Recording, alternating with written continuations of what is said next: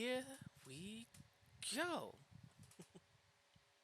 Welcome once again.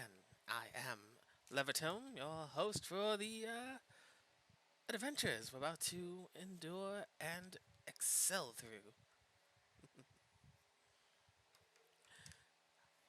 Today, on a very special episode of. Wait. Button. Button. There we go.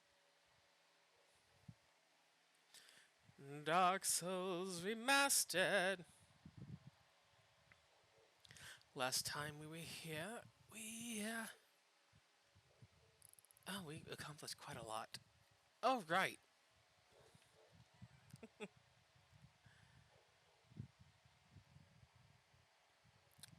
To recap from last time, we, after uncovering the truth of the abandoned city of Anorlando,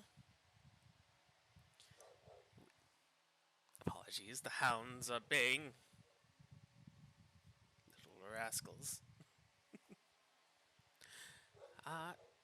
All in all,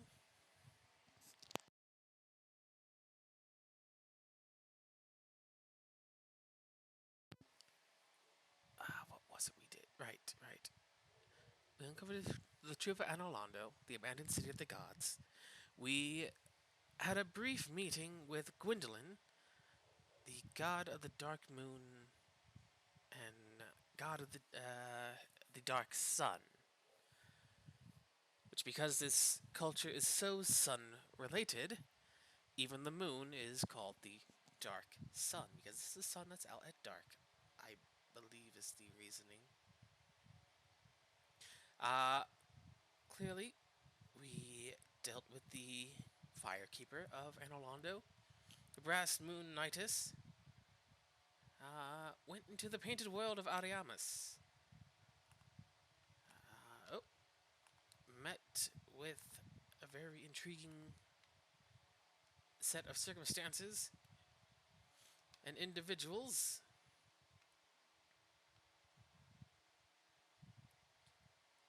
And what is that? Oh, it's a piece of metal.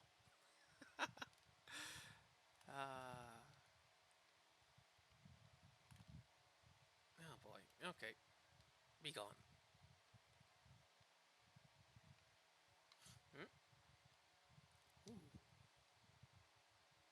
Right, we already got their armor, and they don't drop their set. Okay.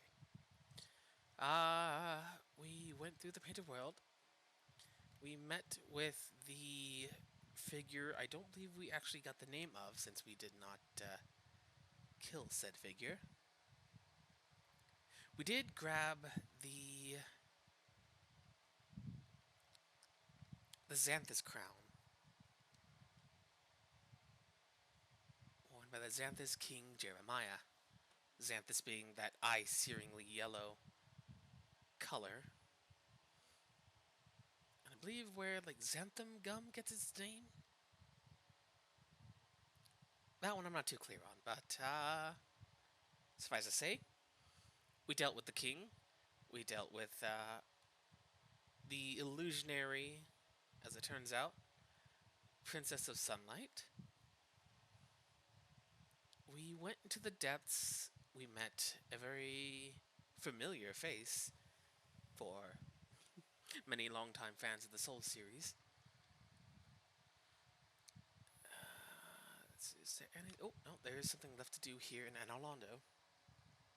We also went into the Tomb of the Giants just to scout out some things, to make an acquaintance. We found Petrus. We talked about Rhea of Thorolin and her... not accomplices, compatriots. Her compatriots, Nico and Vince, who, upon being kicked into a dark hole, seemingly immediately went hollow, which shows the lack of their conviction and the strength of their character.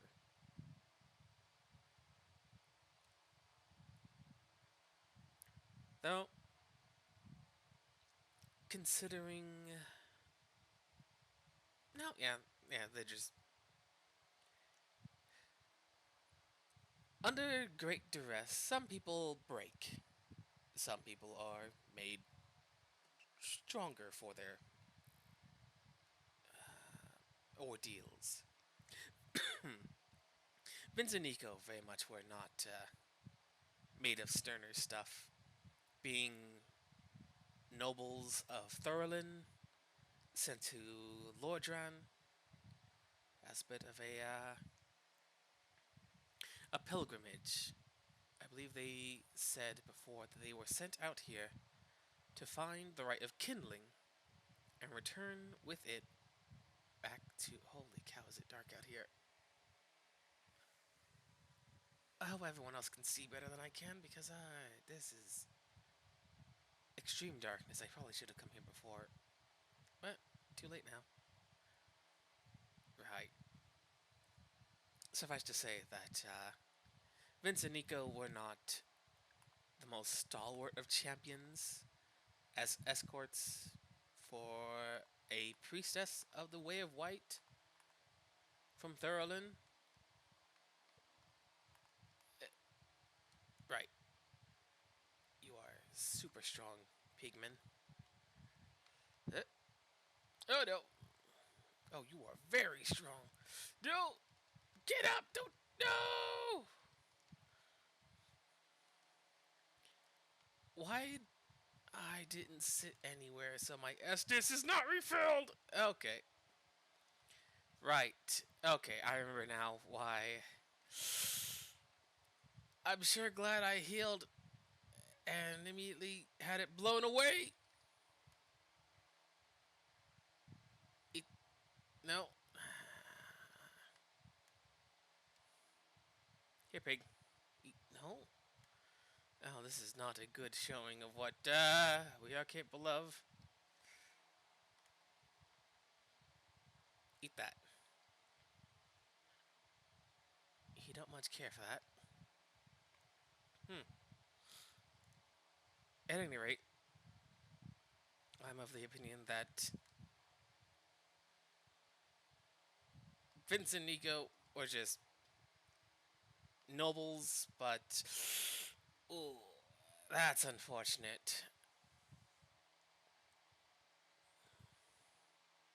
I probably should have made this trip before. Yeah. Oh no, it's fine. Okay, good. I would have needed to sit there, but since the Dark Moon Knightis did not take too kindly to my revealing of the pretty lies of Anorlando.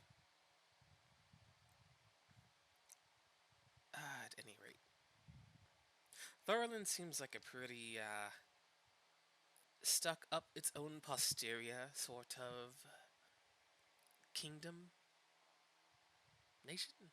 I'm not entirely too sure what Thurlin is. Uh, they're most definitely a vehemently religious kingdom. I'll just call them a kingdom.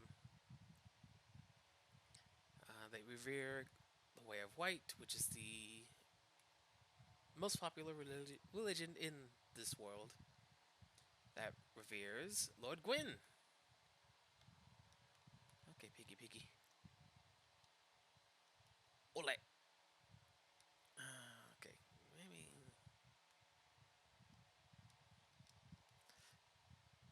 There we go. That's the answer. Two-handing. Carve that pig up.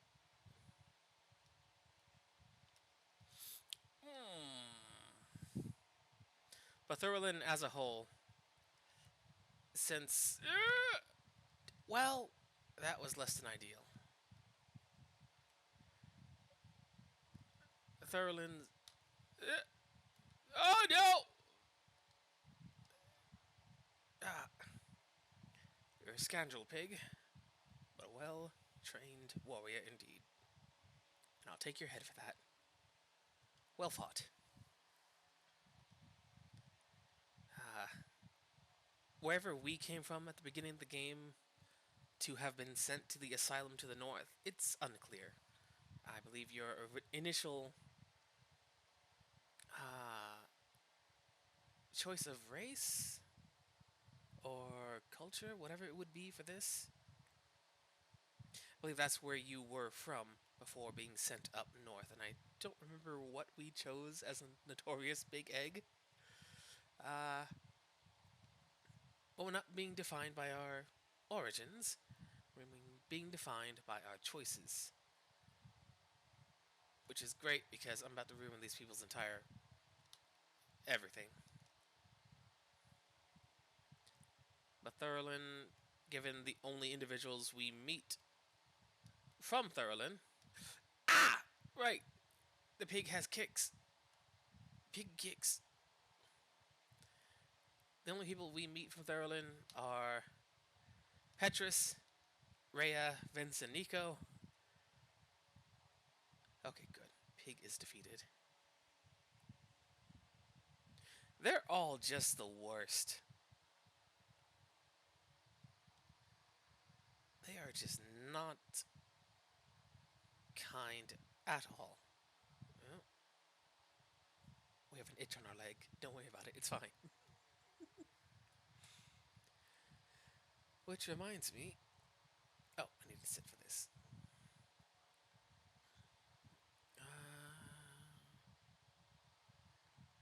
We need to go pick up a certain little something. In order to do that, we have to be. I think the closest one is. No, no. The closest one is the Sunlight Altar.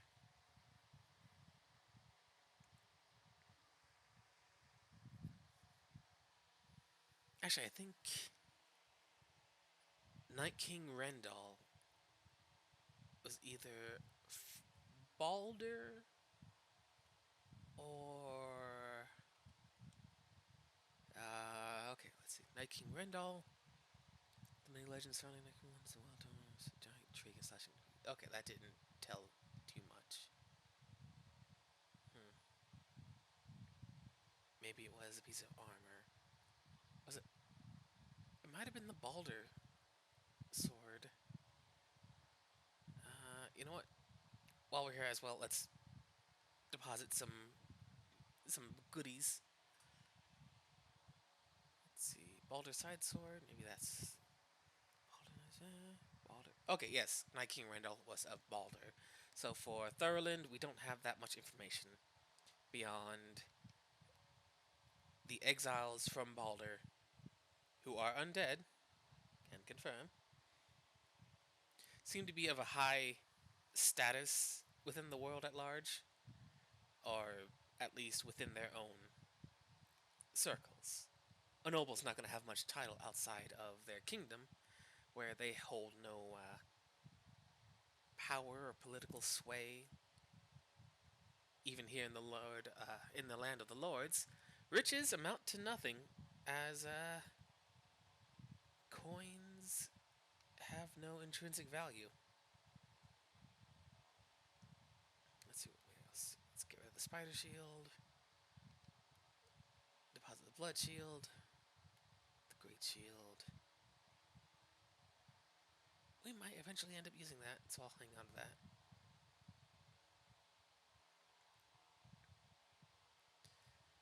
At any rate, Petrus, whatever he did, is definitely was not sticking it out with the rest of his party.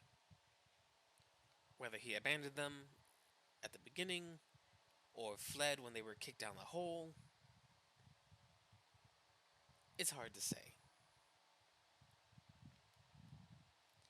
Let's see, deposit the tights. We'll keep the hood on us just in case. Silver Knight set, we'll keep. Oh, right, painting set. We'll get rid of that. Put the trophy away. Definitely put away the stone set. We're not going to be using that. Havels we'll keep on just in case. Just in case we run into a problem that needs some big help.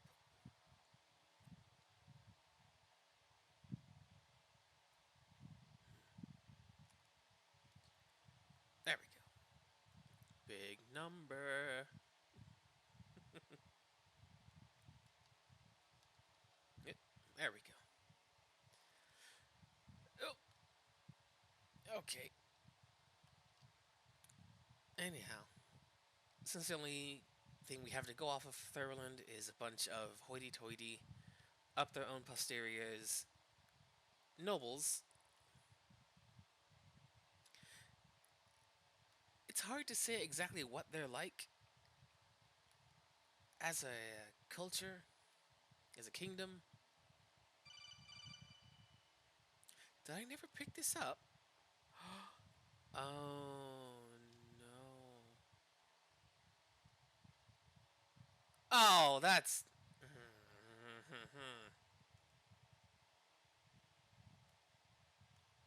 I thought I had more time for that. Where?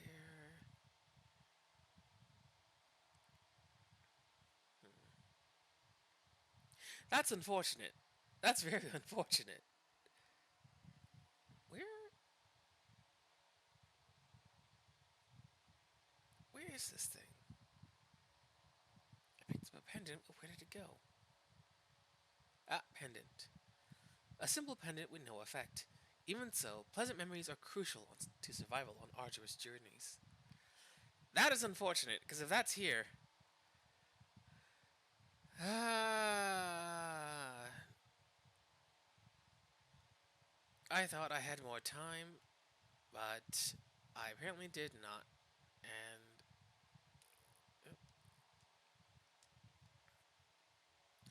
I'm going to have to check Firelink now, just in case.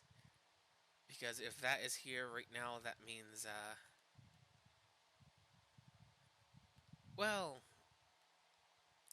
conversation I was hoping we would have is not going to happen.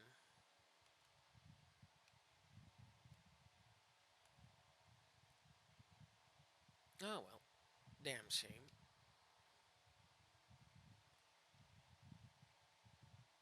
Uh, well, not much we can do about that except go forwards. For the time being, it's just going to be a random pendant that showed up and a pile of humanities, the implications of which are murky, we'll say. Hey, Oswald. Yes, give me one of those. Yes. And just so that we can recap on what this is, ash-colored stone encasing a skull. Secret treasure of our store, the Earl of Kareem. Reduces curse buildup and breaks curse. Humans are helpless against curses, can only redirect their influence. The Purging Stone does not dispel curses, but receives them as a surrogate. The stone itself was once a person or some other being. More unfortunate stuff that we cannot really help right now, and we do have the souls for it, but seeing as the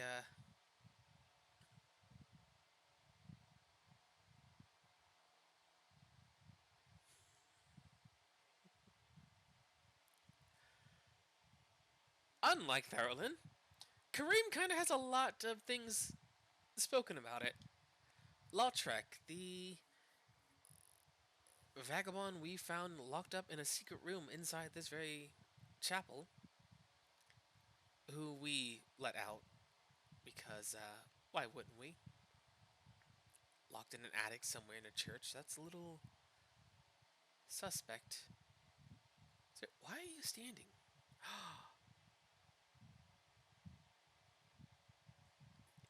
No. Get down. There you go. Don't worry about him. He's dead tired. Kareem, conversely. Well, we have to kind of assume a lot about Thurlin, judging by their nobles. They could just be jerk nobles sent out to do a, a doomed for failure pilgrimage. Kareem, on the other hand, is into all manner of dirt and horrible, scandalous things, like having someone's head turned into a curse receptacle.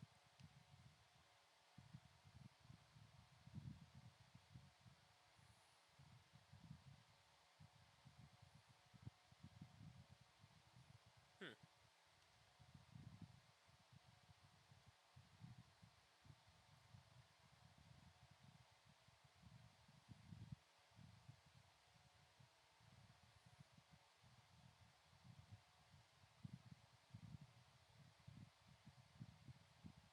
Hmm.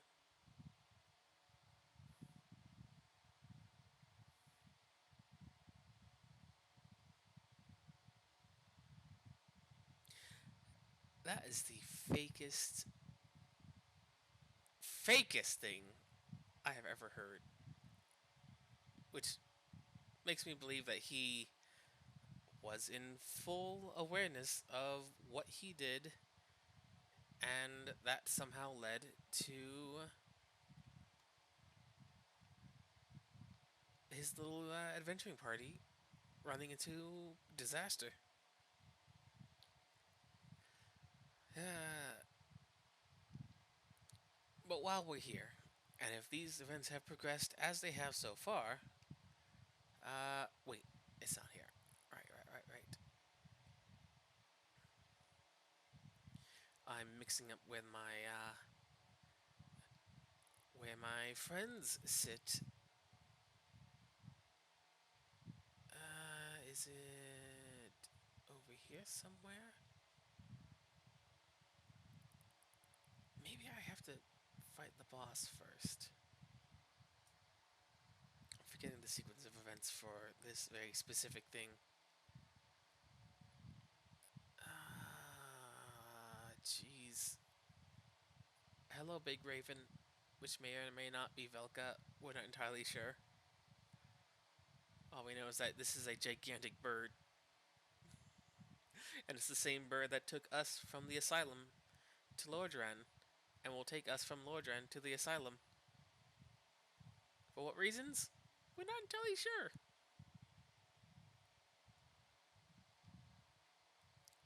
Okay, so how to...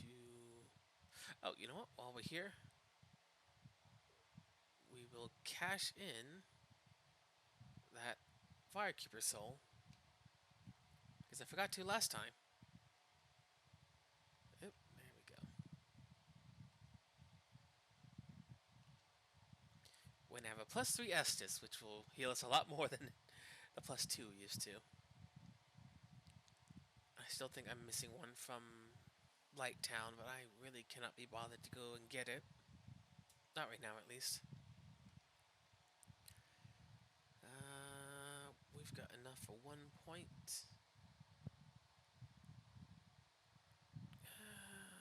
Let's get more endurance. Well, no. Hmm. Yeah, let's get that strength to 50.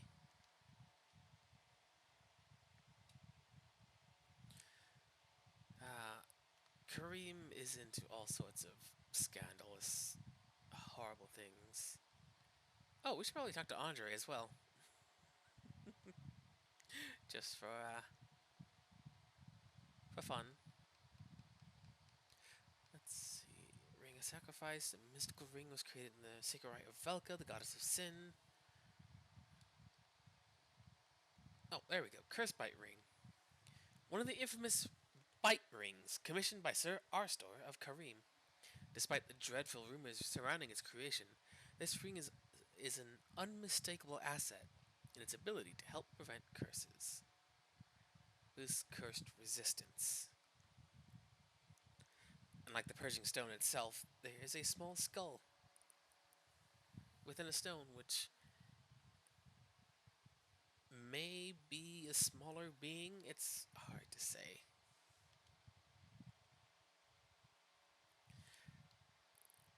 Granted, it doesn't take the curse for you if you are cursed, so it might just be a fetish of sorts. At any rate, oh right. This is not Elden Ring. We can't teleport from just anywhere.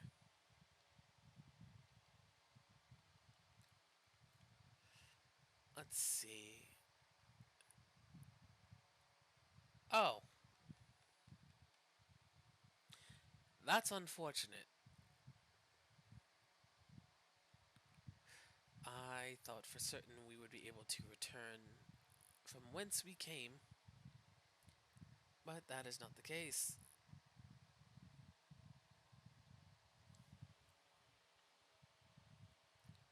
This should take me to that outermost bonfire, even if I can't. Yeah, okay. Even if you can't light it again, and you can't sit at it, you can still teleport to it. Which is good because I forgot that bonfire up where we were headed is not one you can sit at. Teleport to, rather.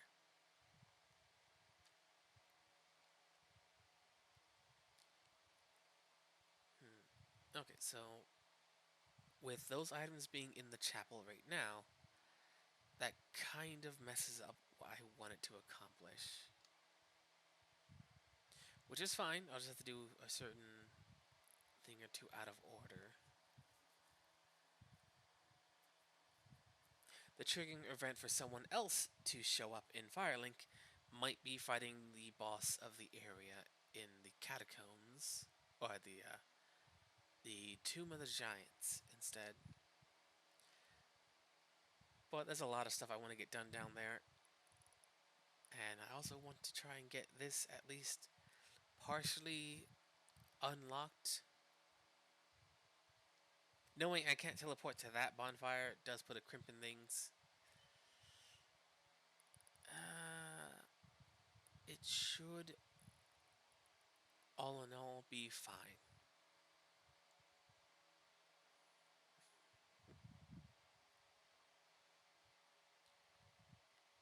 Ah, right. Oh!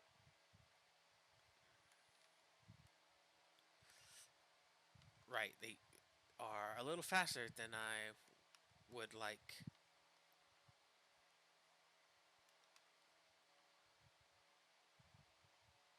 And very sturdy. Oh my god. Very sturdy. Very sturdy indeed. Oh, I thought that was be enough to. Oh well. Ow! Shot me through the heart! And you're to blame.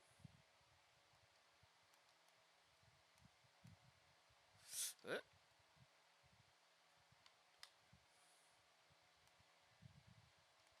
oh boy. Oh boy. He's got the hyper juice. Ow.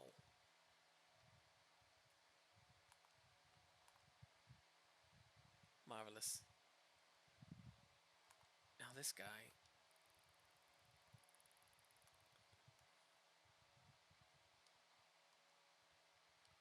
Ooh.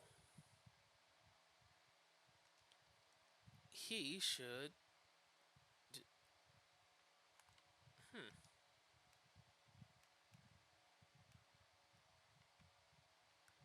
That. Hmm.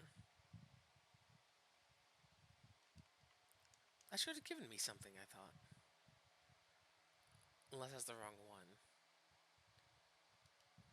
Oh, it's hard to say. It has been a while.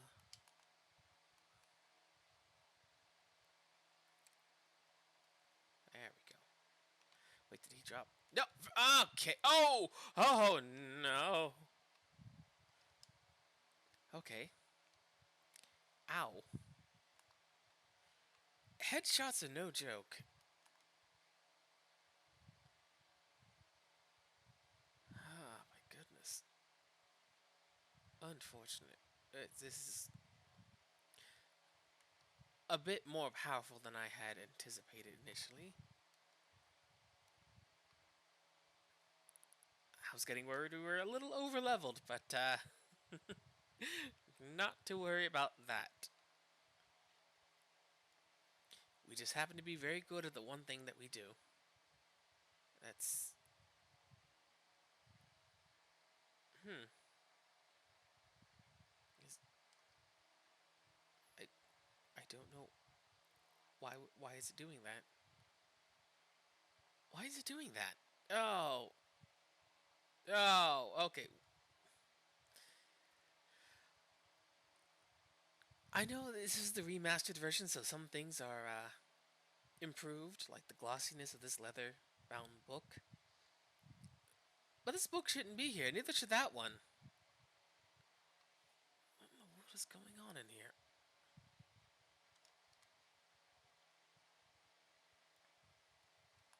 This is a silly place.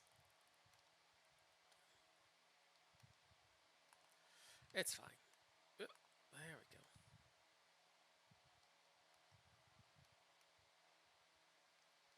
Yep.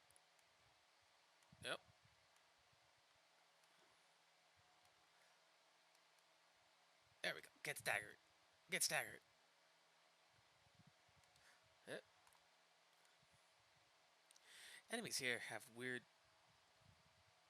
soft collision on them.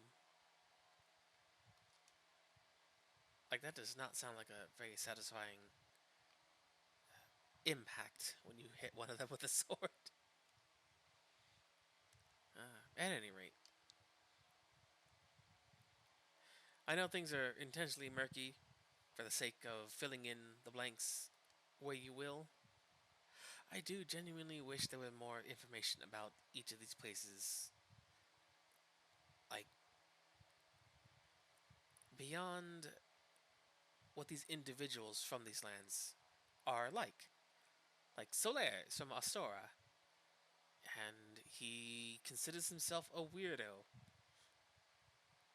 At least in the ways that he believes he is perceived by others to be. It's like, I don't think everyone in Astora is like that. But he is noble, kind, heroic. Oscar, likewise, though he has no name in the final version of the game, he's the knight that we met in the asylum that let us out and set us on our path.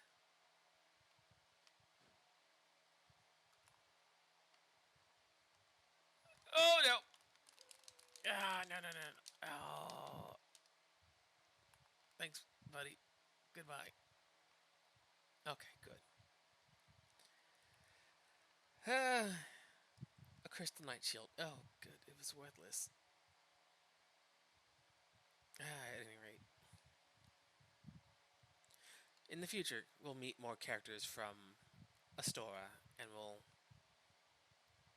get snippets and tidbits of what it's like there.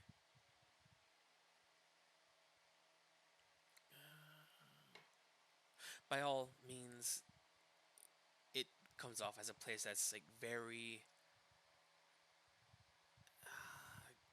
just and good. The knights from Astora tend to be very kind people. The sort that I would attribute to like the more typical kind of paladin sorts of knights.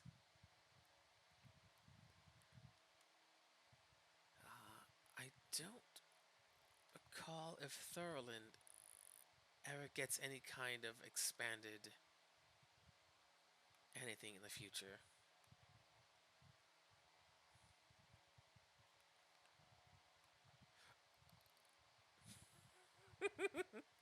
You tried to parry me. Unfortunate. Kareem definitely comes back in the future. Astora. Astora does. Uh, I don't believe Baldur ever does again. But there are definitely kingdoms that come in the future that are this is this game's Balder. This is this game's big thing of thing. Actually, you know what? The reason why I bought that one thing was to test. Because I know what's going to happen. And I've never tested it because I've never had the presence of mind to, you know, stress test things. It's usually well after the fact where it's like, dang, I should have found out if this works. So I'm going to test this now. And here we go. Oh. It's Seath! Get him! Oh! Oh boy. Okay. Definitely appears embedded. But also, look at him. He's gorgeous!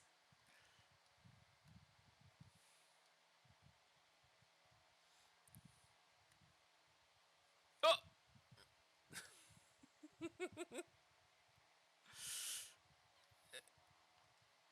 If it looks like this is very hard to combat against, it's because it is.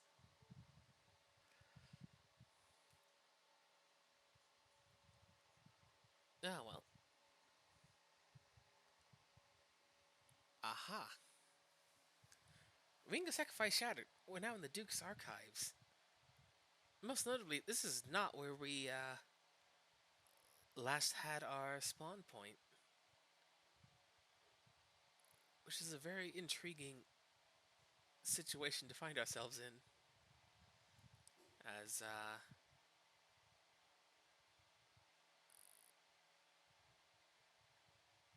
for what we know for certain, we were told to seek the Scaleless along with many other individuals. We were also told that, well, just by entering this area, that this is the Duke's archives. From looking at the enemies that we have reached so far, we can now tell that, oh, the crystal golems down in the basin. They definitely have an origin somewhere around here, where things are covered in crystals. Both the structures and the enemies.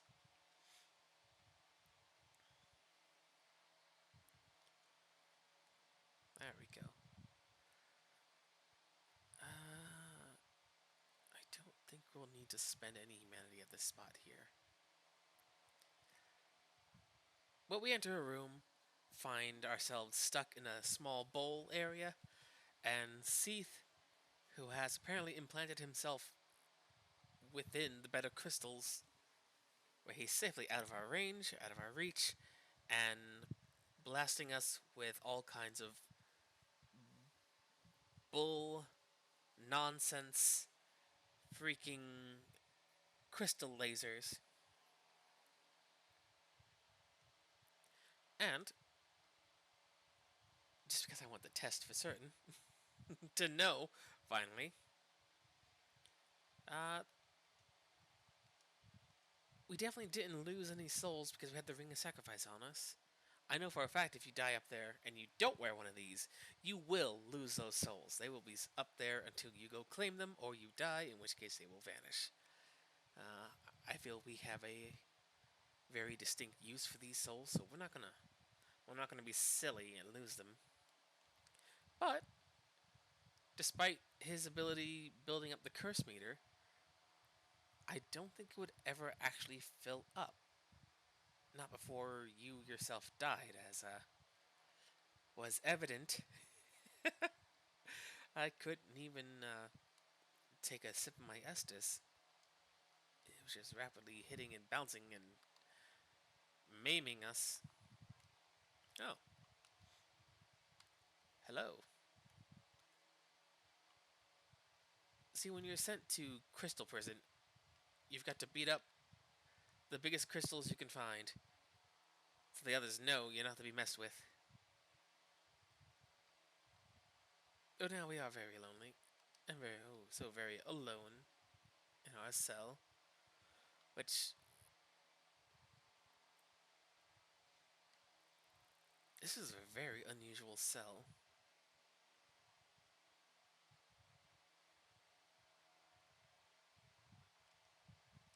Locked.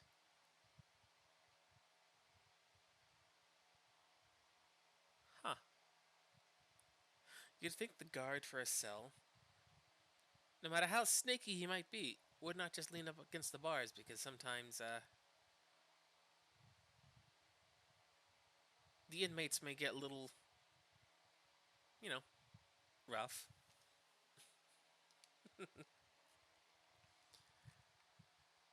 Archive Tower Cell Key. Key to the cell of the Duke's Archive Tower. The Archive Tower, once a trove of precious tomes and letters, became a prison after the onset of Seath's madness. The serpent men who guard the prison know not the value of what they hide. In the basement of the tower are the writhing mistakes of the terrifying experiments which were conducted there. Sounds great! Sounds optimal and ideal, and, you know what? Can we open this other door? I don't know if I ever actually really checked. No, okay. Definitely not what some would call the tightest of security.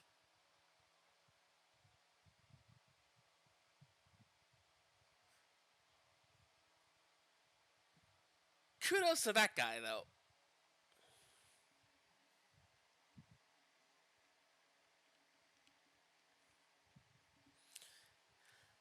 Eh,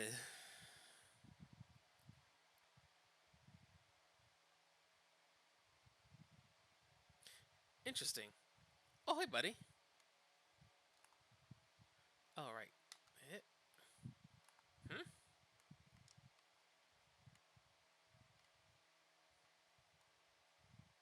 Yeah, times like these, probably best not to question why they're running away, and just be prudent. And oh yeah, oh yeah, they're coming. They are on the sir, sir.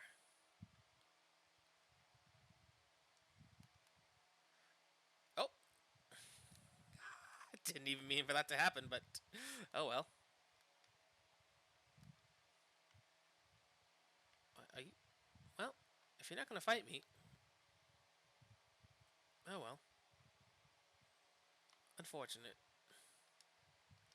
Locked. Huh. Well then. Okay, okay. We can. Yes, yes, this is the way to go. Oh, that hurt a lot. That hurt a lot.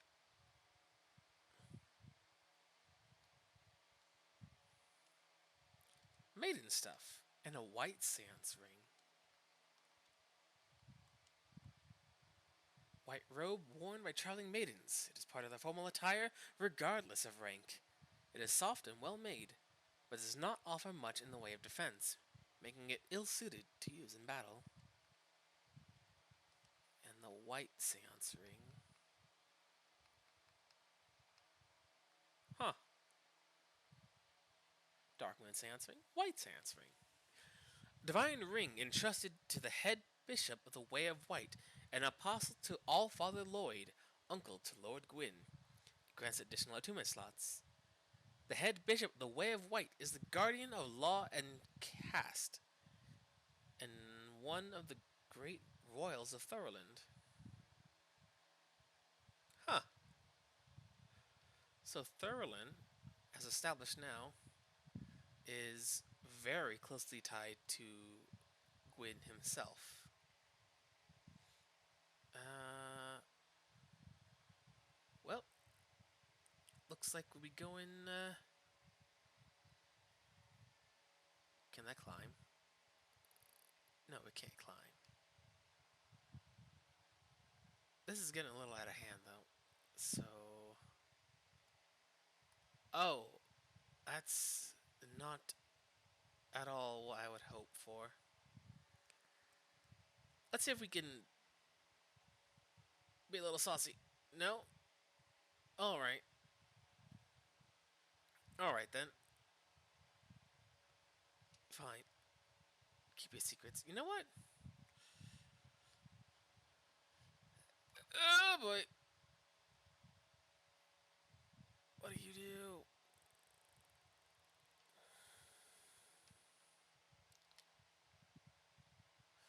Okay. Okay, that's not nearly as threatening. Ah! Okay, no, yeah, that's not nearly as threatening as I would have anticipated. Oh, they're horrible looking, though. Absolute monstrosities. Technically aberrations, if you would, if you would want to be specific.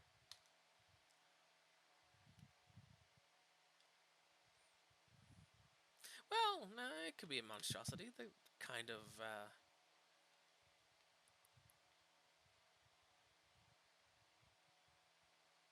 it's hard to say.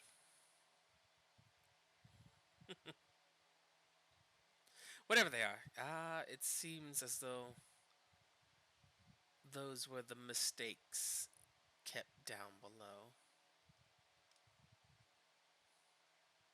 Which does beg the question, if these are mistakes, what was their original intention to be?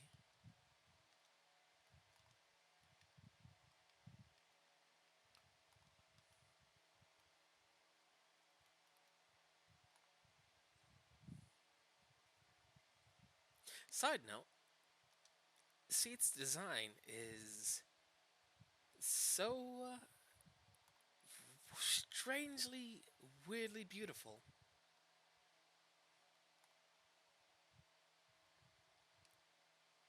Extra key.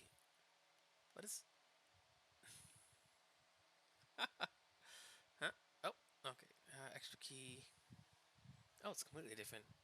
Extra key to a cell in the Duke's Archive Tower. Perhaps the certain man were careless, for there are several keys scattered about which fit Archive Tower cells. Is this... Okay, that's not the extra.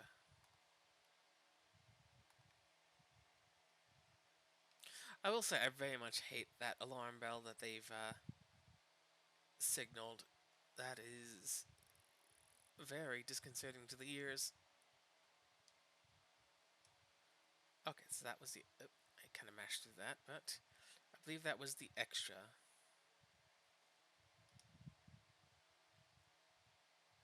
The extra may also open the door at the very, very top, unless that's something from a different key. There are quite a few keys down here to collect. Perfect. Alright. You already gotten taken care of. And now we head down to the final flight. Oh, and then these things are still here.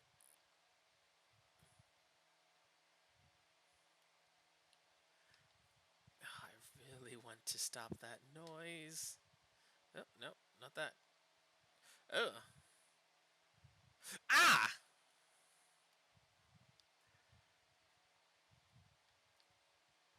A humanity.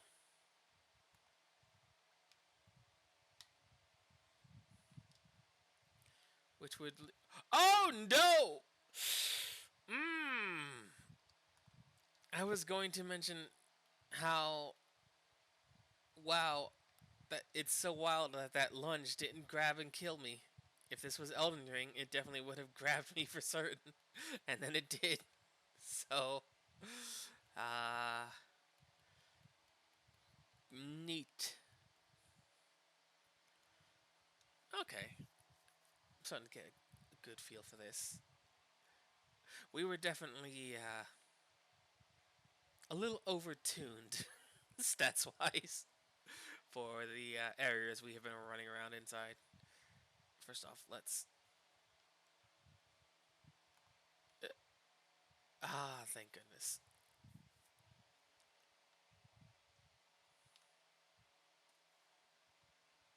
Ah, silence. Wonderful, beautiful silence. Ugh. I killed your little friend. What are you gonna do? You're going to dodge and stab and dodge again, but not enough. Well fought, but you were too slow. This frickin' thing. This thing is just horrible. Fun aesthetic with the snakeskin, though. That's something that'll eventually come back around. Let's see what they were hiding back here.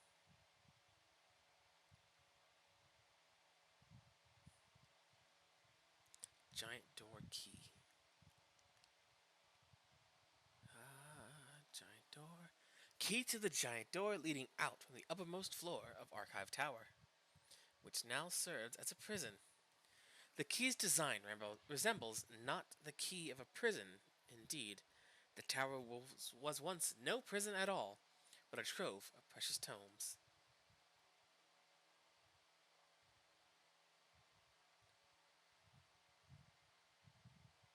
And ever so quietly, we can hear some very concerning noises.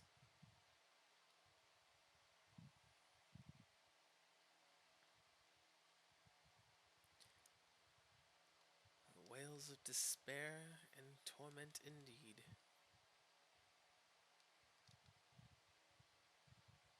You know what, just for fun, let's take a sip.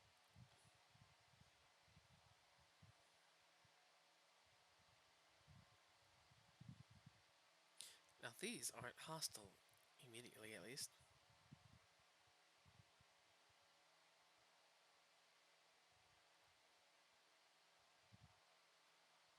And they're crying.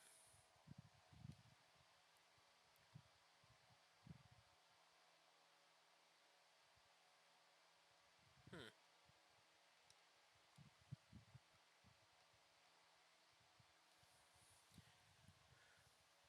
Became a prison of the onset of the sea's madness. In the basement of the tower are the writhing mistakes of the terrifying experiments which were conducted there.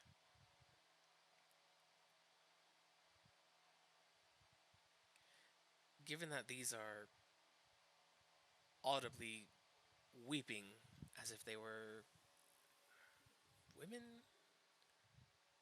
maidens,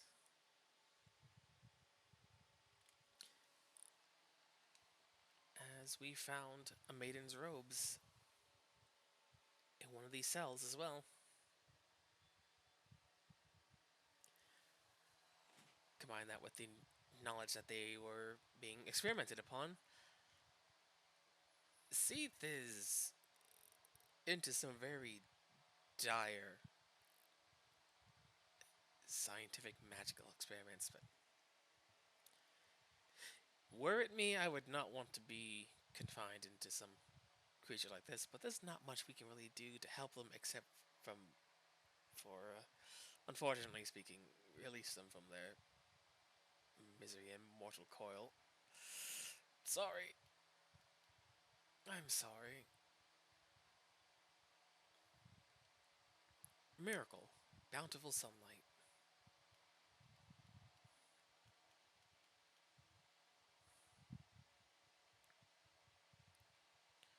Miracle. Soothing sunlight.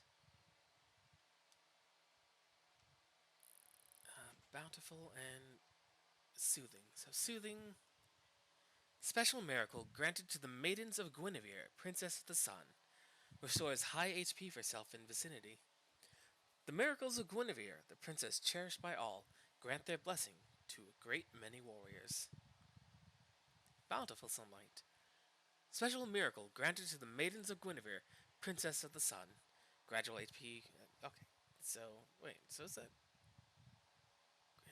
restores high gradual? Okay, so this one is a regen effect. The miracles of Guinevere, Princess cherished by all, grant their blessings to a great many warriors. So, given that we found a maiden's robe upstairs, and we know that these are the results of mistakes of experiments, presumably failed experiments, and that these two back here were weeping rather than running around mindlessly trying to murder everything in reach. It doesn't paint a pretty picture, but at least now they have some kind of peace. Though it does beg the question, if Seat's the one in control of all this, and he's allied with Lord Gwyn, why is he abducting maidens dedicated to Princess Guinevere? Furthermore, why is he turning them into monsters? It was clearly not the intended effect, but it does beg the question, what was he attempting to do that them being turned into legless, tentacled abominations was the final result? Oh, and we recognize this hat, don't we?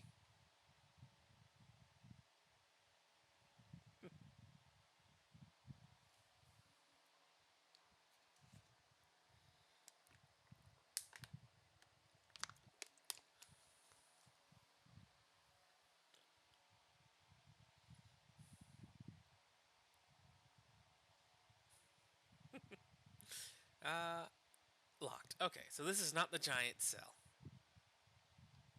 Eventually, we will have to find the key that opens this cage, we'll call it. I don't think there's anything else down here. So, with no doors leading out from the bottom, and a locked door at the top, we can now make our way peaceably back up, way up this gigantic freaking ladder. Stairway, not ladder. Ladder comes later. The ladder is laddermost. Yes.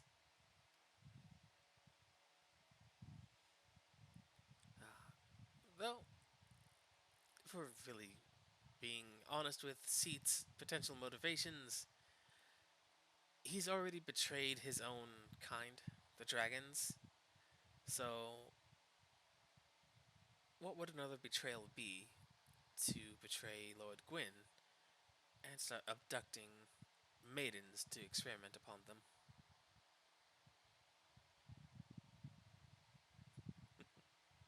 It's not like treacherous characters tend to be the most trustworthy. There we go. Giant door key accessed.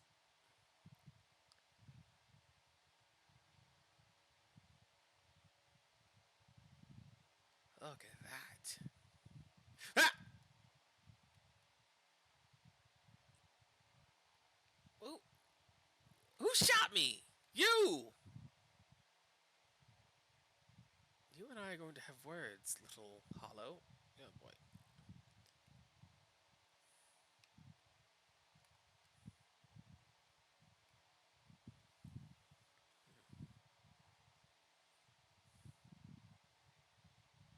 You know, I think I've realized what about these guys is actually so disconcerting. Uh, Through some a very brief, very cursory overlook of some like real world ailments. The way these crystals grow on these hollows, like right out of their bodies, really reminds me of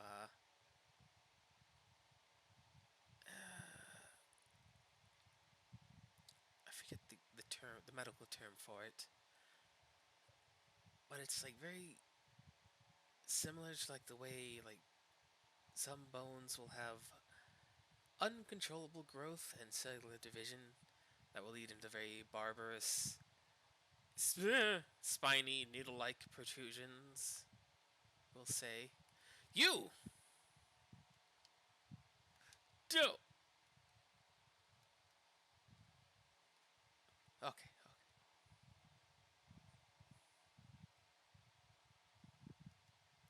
I'll leave that as it was, as I do want to keep things fairly lighthearted.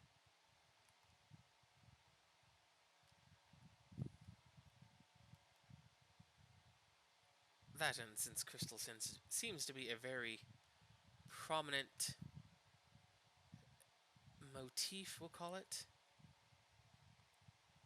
I believe it's safe to say that this is the result of Seath either using his breath on these hollows or otherwise perhaps magic he's been performing to experiment upon them. Oh, I should have sat down, but I didn't because I didn't think the next bonfire was that far away. Which it probably wasn't, I just went the wrong direction. I forget exactly where things are because of one very important note about this particular area that utterly destroys my mental map of where things are. And that's this.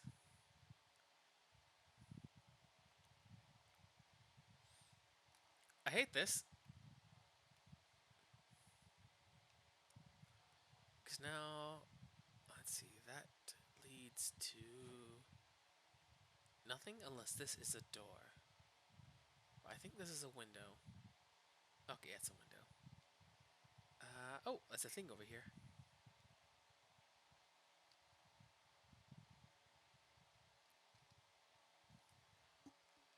There we go. And a light glimmering. Oh, no, that's a reflection. Huh. Unless it is glimmering off me somehow. What is that? Why is it doing that? I don't know. It's fine.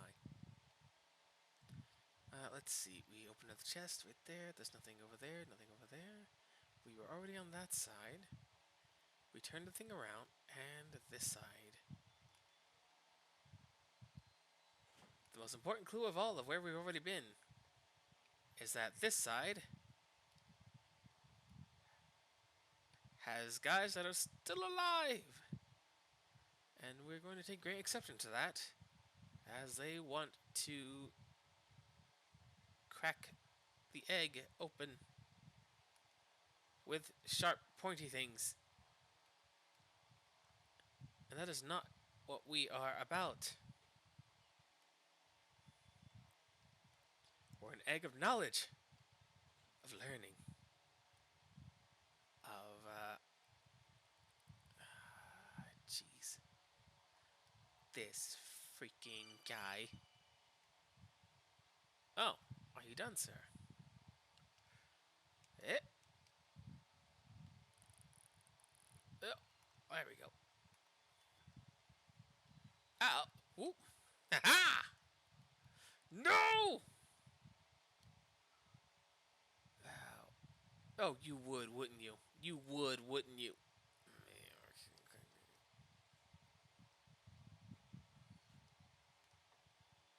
Upsetty all the spaghetti. There we go.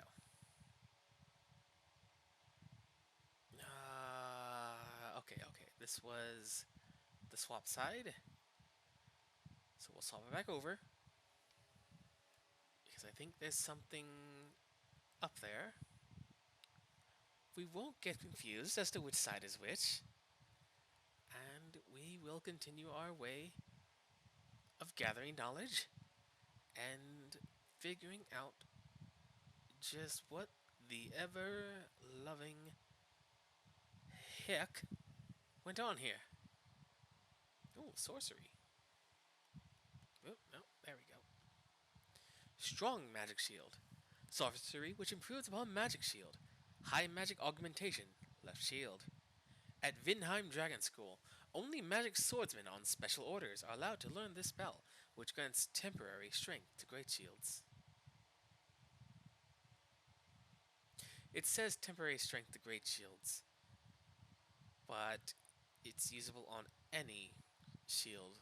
So I believe the wording is trying to convey that it enhances your shield's strength to become like a great shield. What is this? Have we been here? This is where we came up from? This is where we came up from. Okay.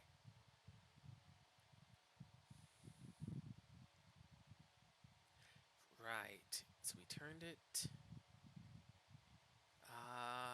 Let's turn it back.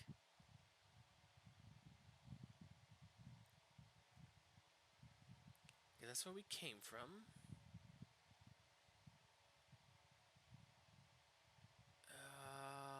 Wait. We did go up here. Right, he teleported from over there to over here. And we got the magic scroll from over there. So what is over here? Ah! Hello, friend. Farewell.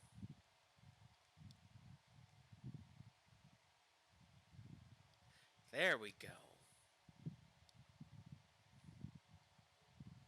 Yep, come on. There we go. What is an ancient library without a few well-guarded secrets? Fantastic, which means we're not too far away from a little bit of respite. I keep looking up to the sky because there's something I want to see if it's still there. If it's still visible up in the sky somewhere.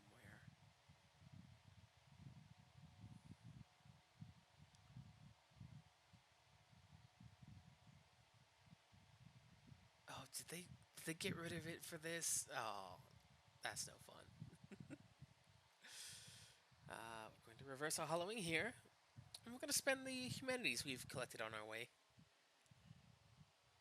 As we picked up two additional ones since, well, no, one additional one. We started this trip with two.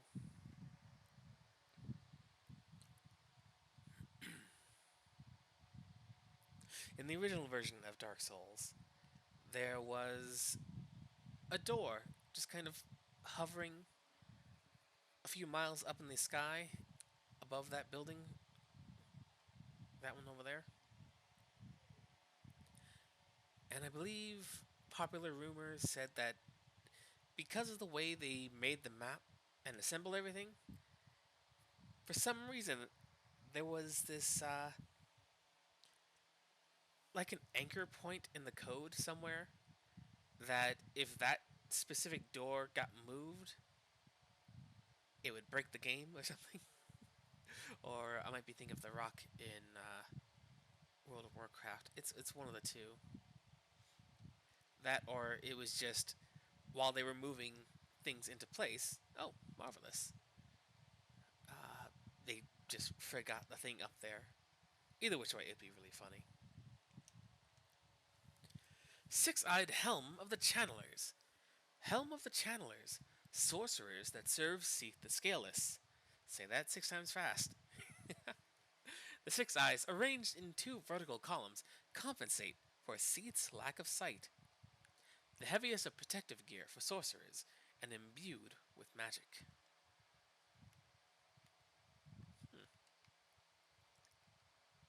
How good even is that? Wait, what?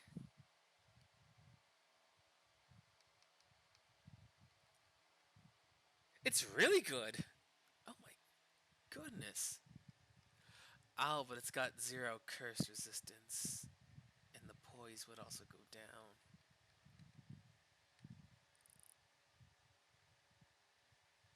I mean, I'll wear it. I've never looked at this thing twice. Oh, it has no... It has no gloves. Waistcloth of the Channelers. Oh, they're different. They've got different lore.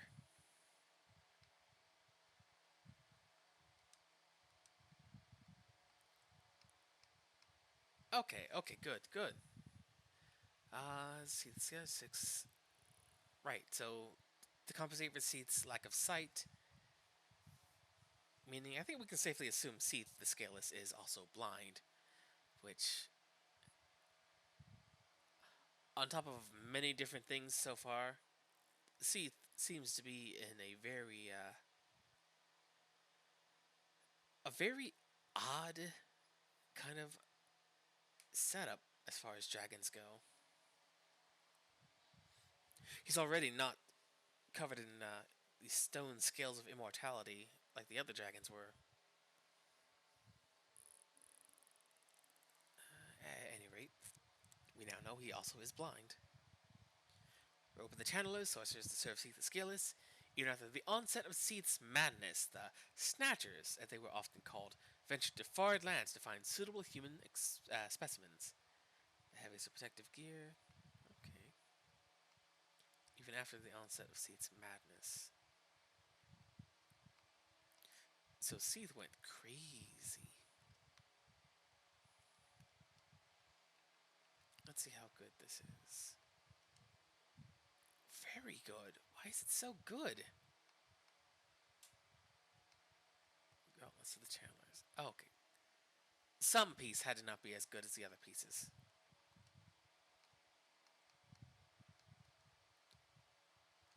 Okay, that makes sense. You know what? This is kind of neat. I kind of like that. It's very unusual looking.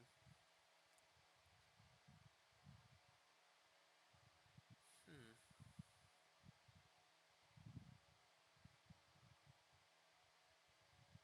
Wondering if that the assortment of circles on their chest means anything in particular. Kind of reminds me of the what is it?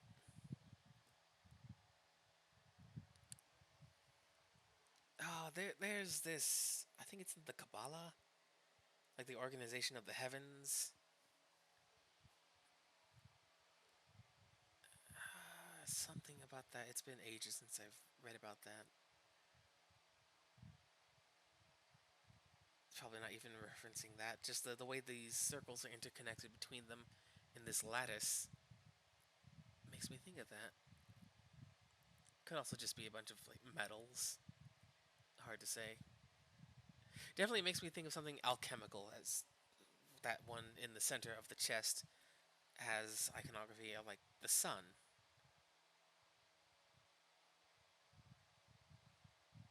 Anyway, at any rate, we now know Seath has snatchers who will go out and grab humans for experimentation. And we found a crystal ember. Which reminds me, I still need to give Andre the other embers we found, which is fine. It's fine. Don't worry about it. And you.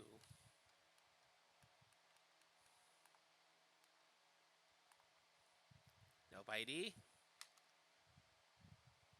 Bad mimic. What have you got? The symbol of avarice. And an enchanted falchion. The symbol was an item I was hoping we would get, but they have a random chance of falling off of any mimic. So trying to find them is a bit of a crapshoot. I don't think this one is guaranteed, but it might be. It's been too long. I don't remember. At any rate, monster head resembling a treasure chest. Once an ancient god, it is said that this is the symbol of shame imposed on a long lost clan, exiled for the sin of avarice. Wearing this slightly raises soul absorption and item discovery, but also affects its wearer with the curse of the branded. And the curse is that it bleeds you to death. But look at that. We're literally just wearing it on our head. No, our heads tucked into like the tongue meat. That's gross. Neat, but gross. Anyhow. Seath the Scaleless, betrayer of his own kind, selling out stone scale dragons to Lord Gwyn in exchange for what? What was so great that Seath would betray his own dragon people for? Let's see. Before we head down there, I think we found most everything of note within the library so far, except for what's down here.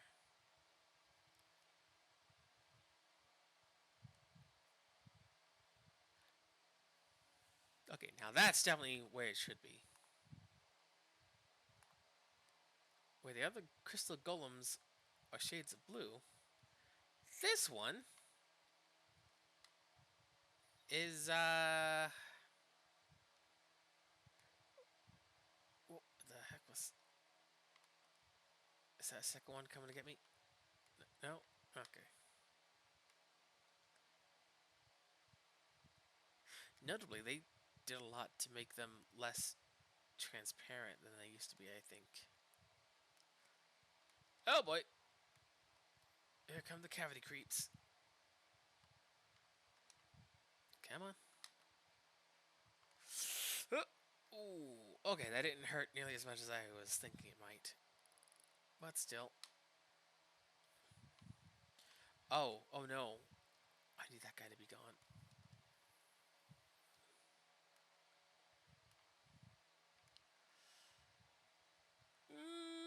Okay.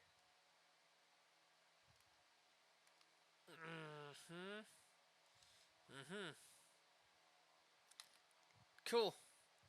Cool. Okay. Fantastic. We didn't hit our friend here. This is a very familiar face, right?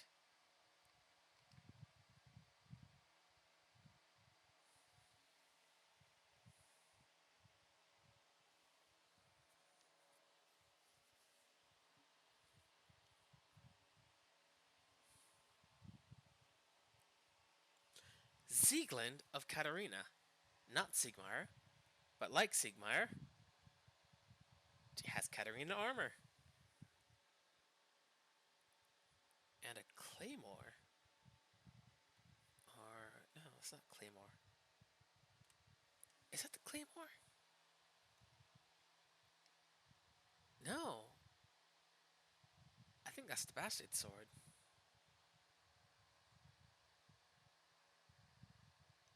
Possibly. At any rate, I guess the channelers aren't the only snatchers in Seat's employ. Though while the others were gathering maidens, this one seems to have grabbed a knight instead. Or knightess.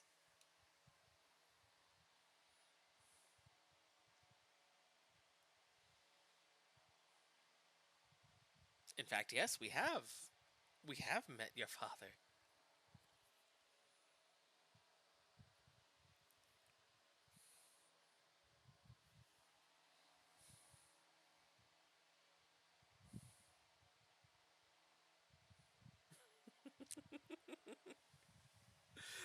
That is a fun bit of characterization for Siegmeyer. Uh, Staying put and keeping out of trouble seems to be a problem he has well before his arrival in Lordran. Though for someone to come all this way, I mean, well, we'll see if she has anything else to say.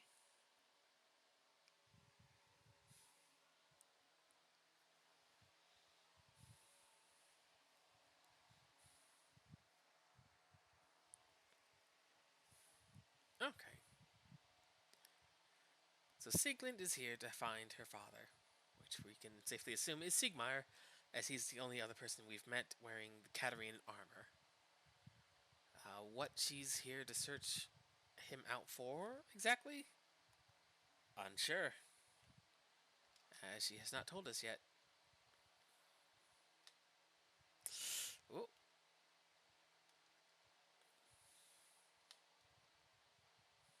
that's fine.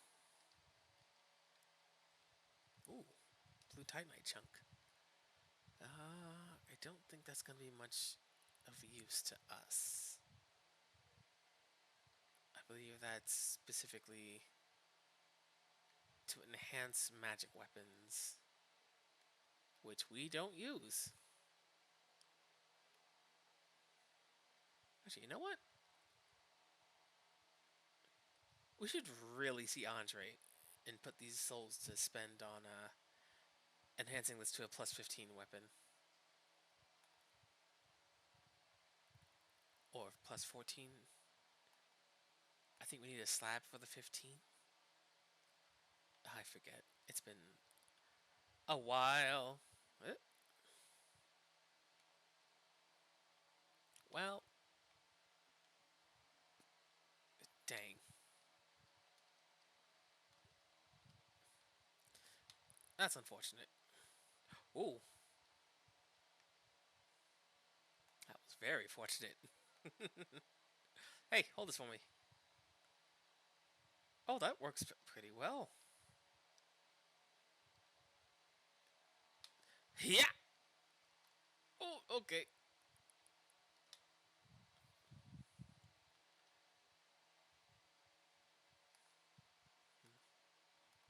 Katarina is another place I wish we had more information about. Uh, well, official information. There is a lot of absolutely gorgeous artwork that can be found made by the fans, collected by the fans. Most notably, by one Vati video on YouTube, which Vati stuff has made scouring these worlds for every scrap, every morsel of information so much more enjoyable than it could have been otherwise. And a few years ago, I believe they had a art contest, and many of the artists' contributions to it became a full-on book that, as far as I believe, is in very limited quantities. So it may or may not actually be available at this very moment. But it's called Soul Arts, and it is fantastic looking. I saw a video of Vati going over the contents and gave more information about each piece inside. It was fantastic. It's gorgeous. I want it in my hands, but as things go, limited quantity, it's kind of hard to get a hold of. Also because I'm so terrible with keeping up to date with the release of things. Oh,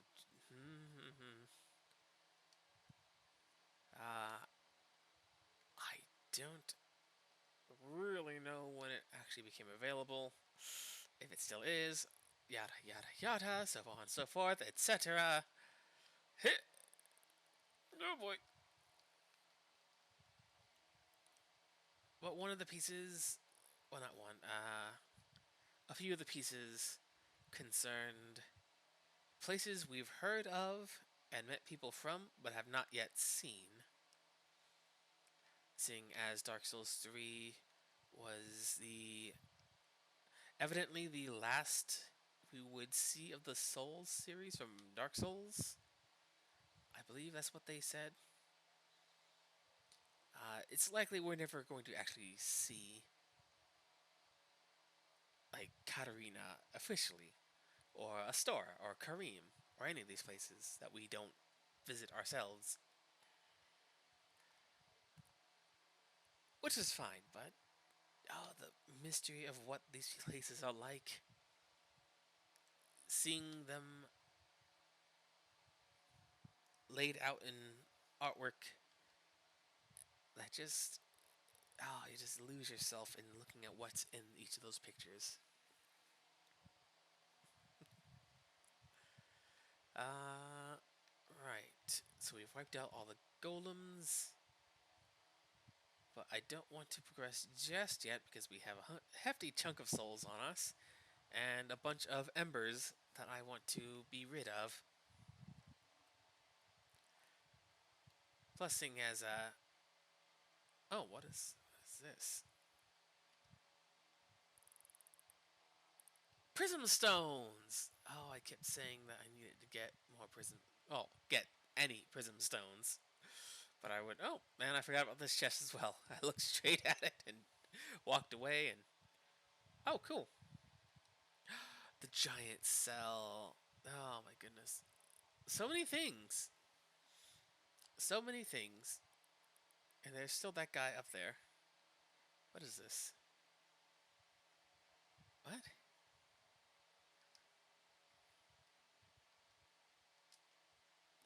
So not much in here at all. Hmm. Oh well. Okay, so keep our train of thought on focus and on track. We're going to upgrade some weapons. We are going to the parish. We're going to give Andre these embers we've been hanging on to for the last session or two. Going to muse a little more about places we'll never see, but we get the flavor of. Andre of Astora.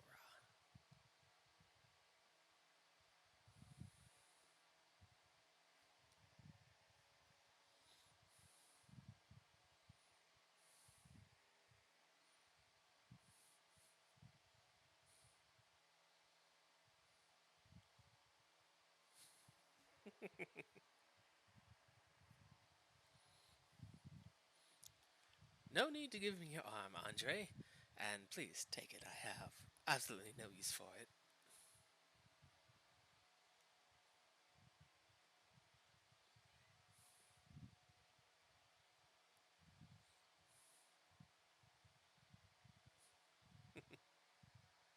Hope to see more, Andre. Let's see, Titanite Chunk.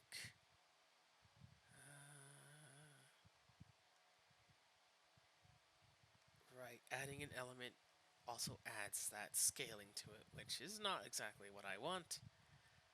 So we'll just upgrade that to a plus 11. And since we have the chunks for it anyways, let's boost that up. Oh, but we need... Okay, so 15 is the absolute limit. Oh, thank you! Thank you for joining us here, Mika. Hello! Uh, just joined us in time to give Andre some goodies. And we're about to go visit the giant. The stream's going very well so far. We had some very good luck in not getting absolutely blasted by some enemies, and we're making some swimming progress and getting as much information as I would could possibly hope for, with a few good gentle reminders that some characters are not exactly as patient as I had thought they were, but that's fine. We need to go to... Oh, right. Chamber of the Princess is closest. I did miss out on a conversation I wanted to have with whoever that was in the chapel who left behind a pendant and some humanities. How am I doing? Fairly well today. A little scattered, but all in all, doing fairly well. Can't complain, at least. I hope things are doing all right for you as well. It is a good day for a little adventure and for scouring the land for some juicy information. Uh, what did I? Right.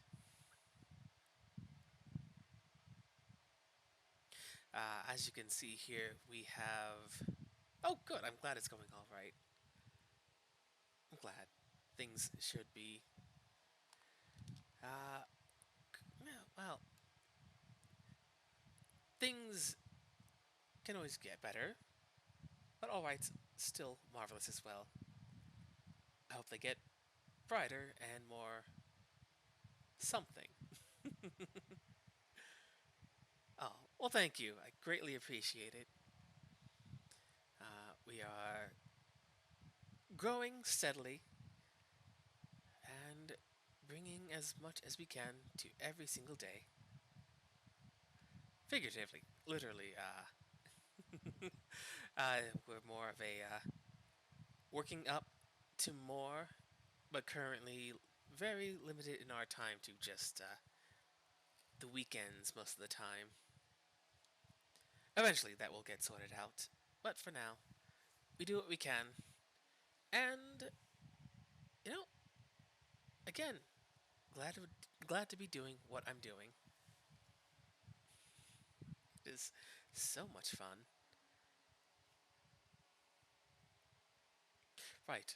I think I wanted to mention while we were here. Uh, Last time around through that middle chamber, we fought a knight of Berenique and a Balder knight that were seemingly both human. The fact that they are gone now is a distinct possibility that they were actually not undead,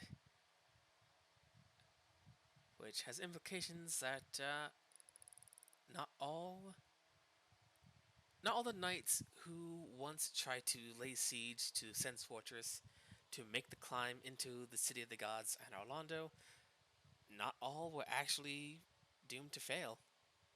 Where Tarkus most certainly did get through, and may possibly have in fact fallen to his demise and gotten dragged aside by the painting guardians. Apparently, more than just he made it through. Until they met us, unfortunately. But when ideals cross and clash, one has to eventually emerge victorious. And as we are about revealing the truth of the illusionary city, that is unfortunate, but had to transpire.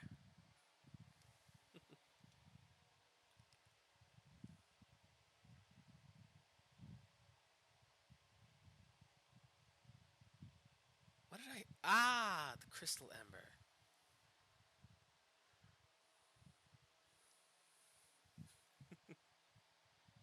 I thought that was supposed to go to Rickard, but I guess that goes to the giant instead. Let's see. What can we get? We need more. Actually, that's a good question. I don't actually know how many we need for.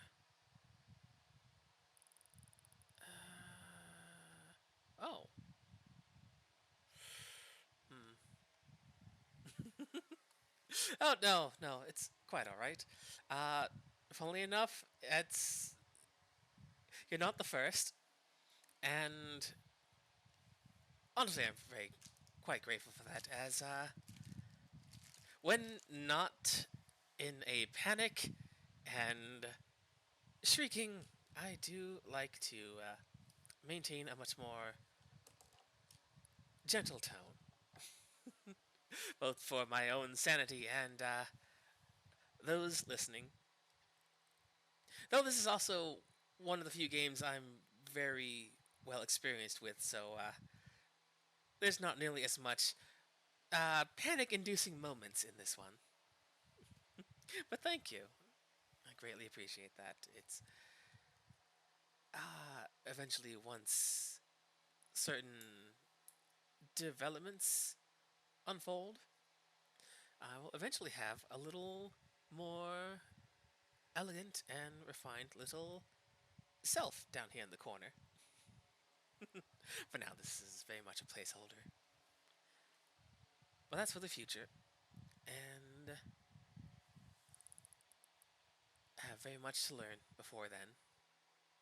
Very much more to grow, more to share. Hopefully, we endeavor to grow and to nurture and to become more than we once were, I would say.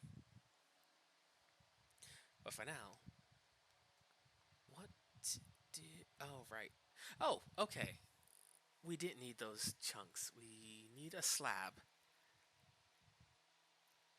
if we were headed for a slab. Oh, of course. Thank you. Thank you. Uh, every bit helps, and it's like, naturally, of course, without people taking a chance and taking a look see for themselves. It's like that's where everyone starts. Given a little time, even the smallest sprout can grow into something truly great and marvelous, and I am excited to see where the future takes everyone, both myself and others.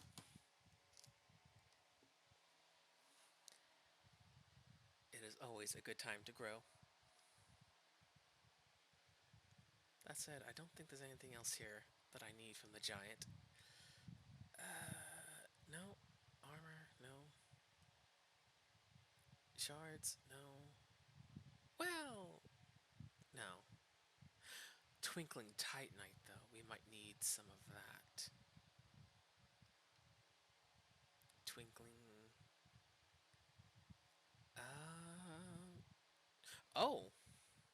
Oh no. Thanks, buddy. Discovery. We cannot upgrade the robe of the channelers. So that's not nearly as good as I thought it was going to be. But we do have my favorite set, the Silver Knight set, which we can upgrade. I'm fairly certain. Uh, oh, that's all right. Thank you for stopping by, and I hope you have a wonderful day. Hopefully, see you again next time. Thank you. I will do my best. Uh, oh, I love doing this. Get to see people from all over. Get to have a little friendly chat. It's good stuff. Warms the heart. For armor,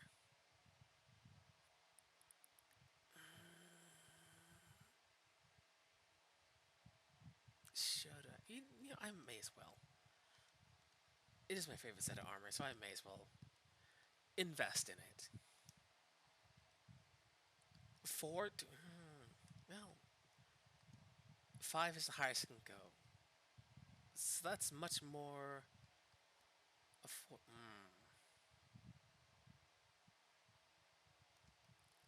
Uh, thanks, Giant. I think I'll. Oh no, too heavy. Okay, there we go. We can't wear the helmet, but that's fine. And you know what? Let's put on.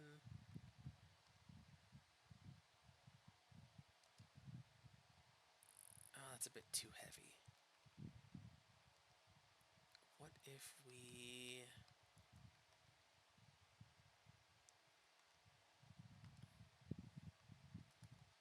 No? So we take the silver, and we take the witch.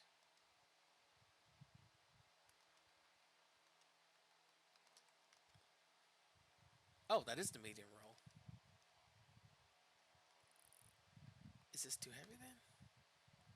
Okay, the head is too heavy. So we'll put on the witch hat, and we will continue on our way.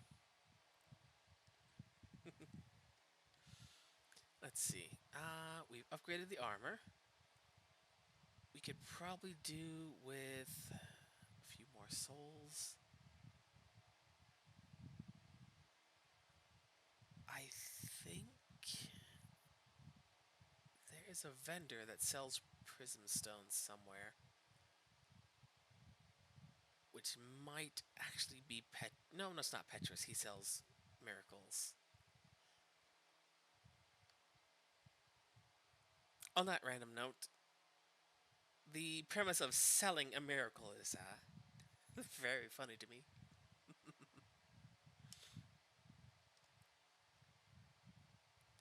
Okay, not to get lost, we have direction. We have the 20 prism stones. We technically don't really need more, but I would enjoy having more greatly because they are a handy dandy tool for any adventure in these lands of the lords.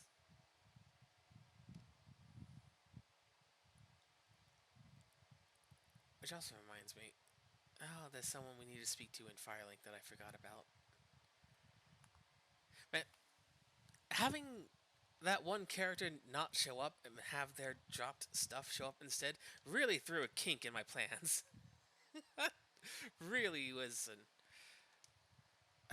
not great thing to have happen.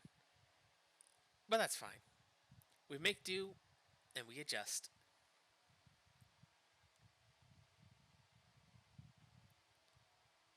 Wait, which one are you? Okay.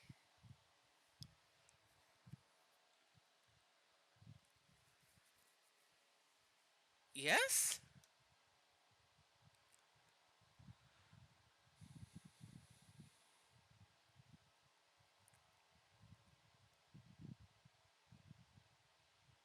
Hmm. Okay. The earliest we could have seen and helped Sieglinde is after meeting with Guinevere. So from that point, where did we see Siegmeyer? We saw him here. We saw him here, and he said he'd be going down below. That there was nothing of interest to be found up above. That's what it was. So she's probably going to head down below because that's where we last heard he was headed. And true to form, Logan has left here. So, Griggs, what did you do?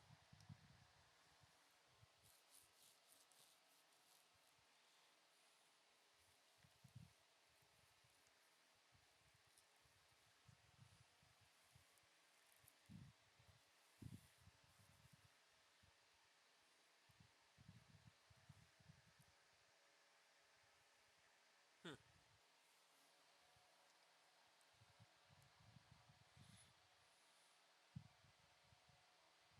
I don't think you can, buddy. I'm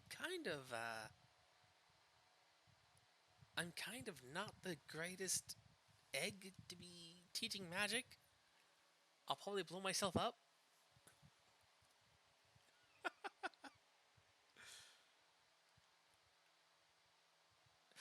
Oh, but what that does mean is that we can now read some of these spells that Logan was offering to sell, but we couldn't buy any from him as we are too dumb and too low intelligence to understand magic the way Logan does. So let's see what have we got. We definitely had that before, but Soul Spear, that's for sure new. Sorcery developed by Big Hat Logan. Fire piercing Soul Spear. A symbol of Logan's strength, the Soul Spear is referenced repeatedly in legends, and is said to be on par with Lord Gwyn's lightning. Fantastic. Let's see what else. We definitely saw Fall Control and Magic Weapon. Homing Soul Mass. Sorcery developed by Big Hat Logan. Fire Homing Soul Mass. Life originates in the soul. No wonder the Soul Mass draws toward it. This sorcery is a window into Seeger Logan's methods. I don't know what character is named Logan, but it stuck in my head for some reason. Oral Decoy we definitely saw. Magic Shield we saw. Soul Arrow. Okay, so it's just the two. Homing Soul Mass and Soul Spear. two spells developed by Logan, and the Soul Spear, spoken of in legends, is said to be on par with Gwyn's lightning bolt, which is no small feat.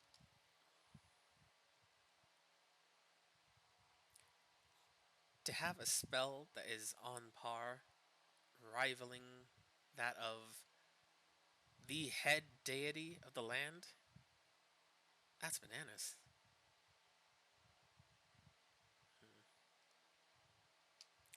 Before I head off to find the other character that.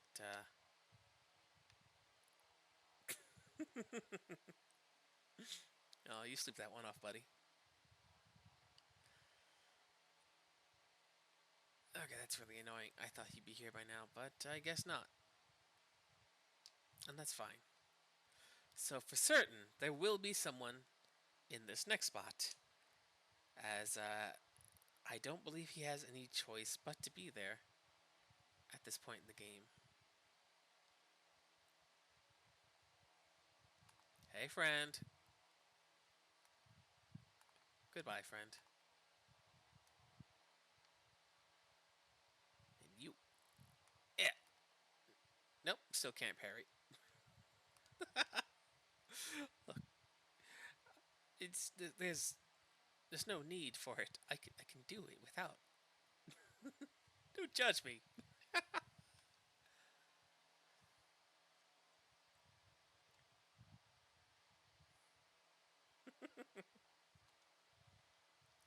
Last time we met Donald, he was in the depths, uh, peddling his wares right outside the area where we would find the gaping dragon. And I don't think we actually need this right now, but just in case. Just like before, he sells crystal weapons,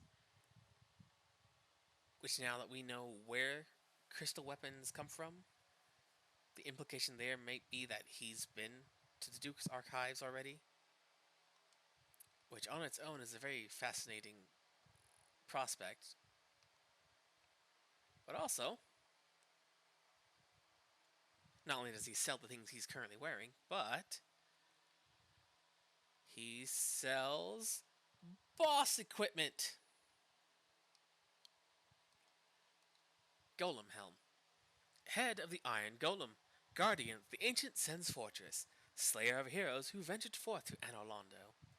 Without its core, it is a mere hunk of iron, and can be equipped as solid protective gear, but its immense weight hinders stamina recovery. And they mean that for real. It is very heavily defensive, but I hope you enjoy your stamina not coming back nearly as quickly as it used to. Small's Helm. Armor of Small, the Executioner, protector of the cathedral at the forsaken city of Anor Londo. It offers extremely high defense and can be worn by humans, but not without great difficulty.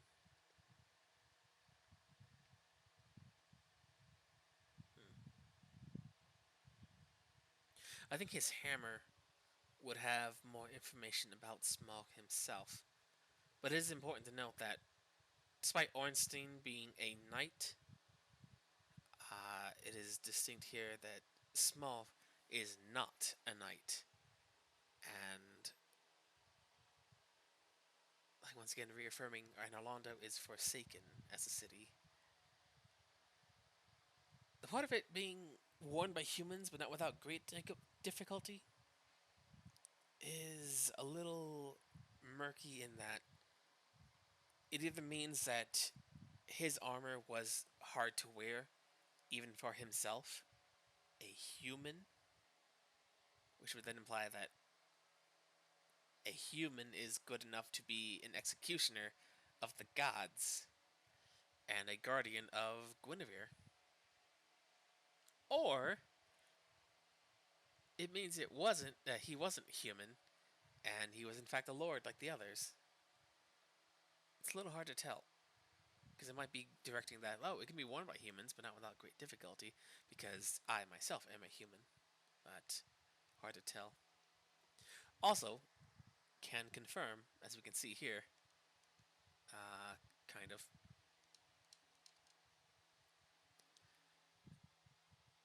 How expensive is this? 5,000? You know what? Let's just grab that. I want to try and.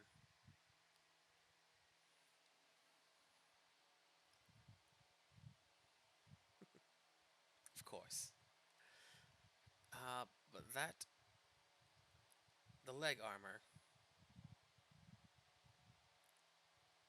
Because it's hard to tell, like with the Katarina armor, it's like, are they fat? Or is it the armor making them look that way?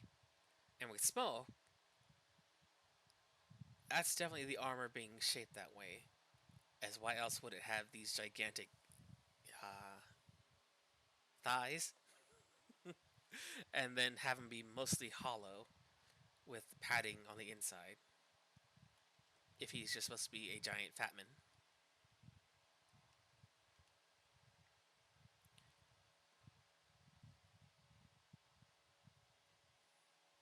Of course, Donald, which I believe he's Welsh. He's wearing. No, Dutch. I forget which one. But he's wearing the helmet of someone in actual factual history of planet Earth. That I think is a. Again, I can't remember which one. It's either Dutch or Welsh. A general's helmet that you can see in a museum exhibit. Uh, I'm drawing a blank right now, but that's fine. As we are going to find out more about Gwendolyn, Crown of the Dark Sun. Crown of the Dark Sun, Gwendolyn, protector of the forsaken city of Anorlando. This crown of the gods demands faith immeasurable of its wearer, but it is imbued with the dark moon power that enhances all magic. The image of the sun manifests in Gwendolyn's deep adoration of the sun. Ooh. The power of the moon was strong in Gwendolyn, and thus he was raised as a daughter. His magic garb is silk thin and hardly provides any physical defense. Okay. Because of that kind of wording, it's hard to tell. Personally, at least, it's hard to figure out what the correct pronoun would actually be. Seeing as the game refers to Gwendolyn as a he, I will continue with that. Though, it's not like we even hear from Gwendolyn which pronoun they use, so unclear. To be safe, I just always default to they. At any rate, I love Gwendolyn's set, and it's not just because of the moon. Though the moon definitely helps. That said, it's very much not great for defense, so I might pick that up at another time.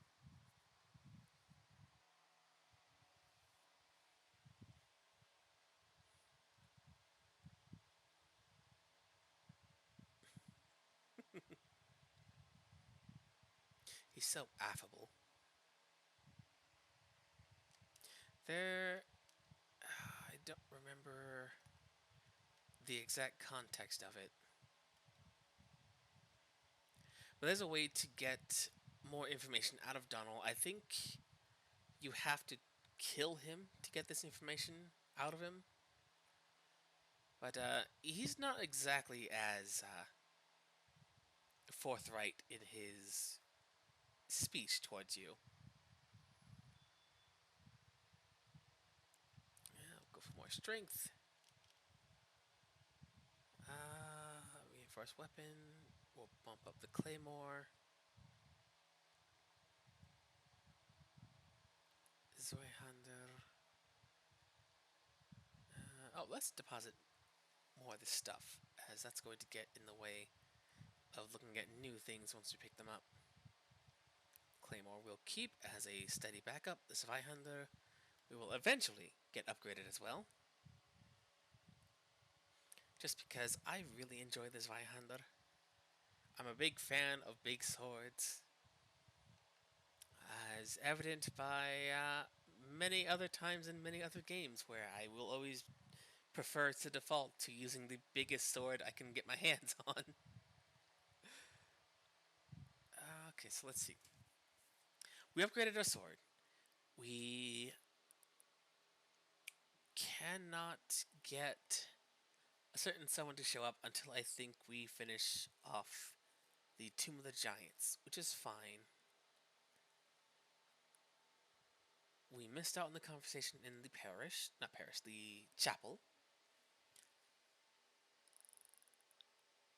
There may be something to do down below, but there's a couple things down there we need to address. The deepest dive we will wait on until later, simply because there are some precarious platforming areas down there. So we could return to the Duke's archives, because all that's really left is the area beyond the crystal golems. We spoke with Sieglind, and she's now here. Which means at this present point in time,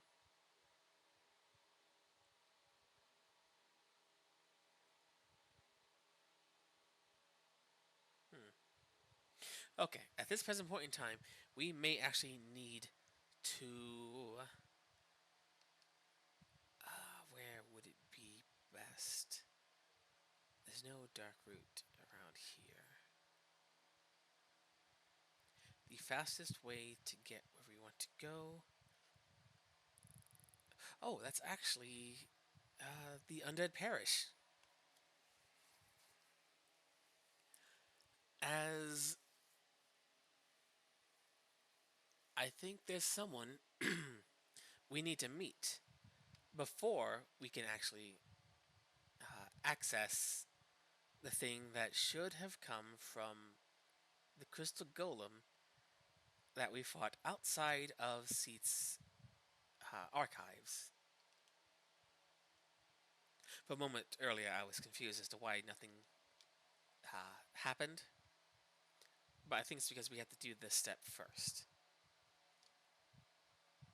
Which, as far removed as it is from everything else in the game, is a little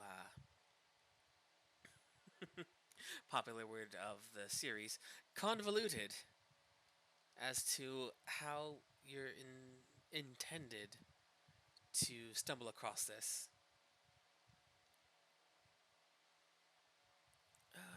Let's see. This way, yes. In the future, the DLC for these games gets much more explicitly, readily available. But in this one, when it first launched, people were very confused as to like, hey, I just bought the DLC. It's installed. I started a game. How do I find it? And there were forums all over, like, how do I do this? How do I do the DLC? Where do I go? I've looked everywhere. It's like,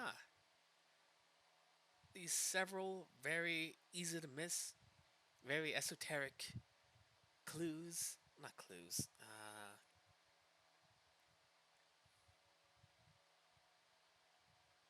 I'm not even sure what the right word for it would be. The obfuscation. Obfus. Obfus. No, I'm second guessing the word. Obscured. It's obfuscated. The obscuration of how to access the DLC was exceedingly rampant. Okay, friend, you're gonna be the guy who I test this on. Oh, good. Good, I love it. Be gone. To the Shadow Realm with you.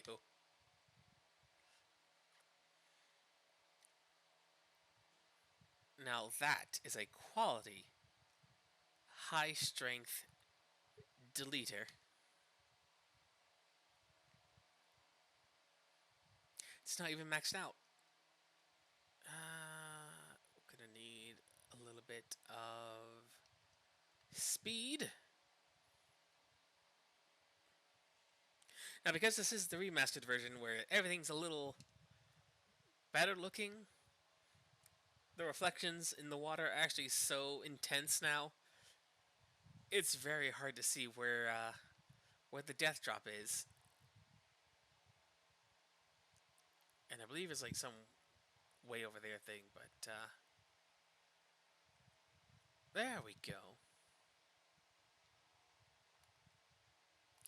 Hidden off over here is another golden golem, which, as we know from the first one we saw,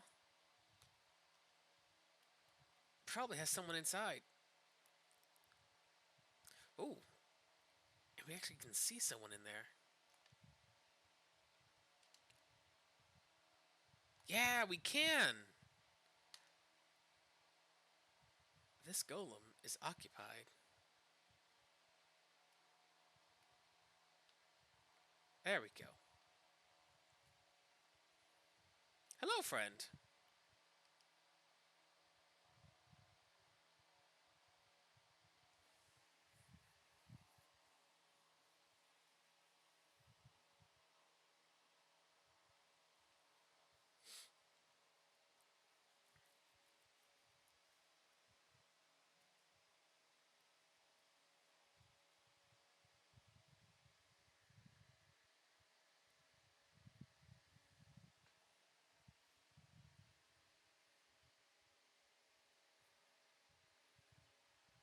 Dusk, if I could cast spells, I assure you, your aid would be most appreciated.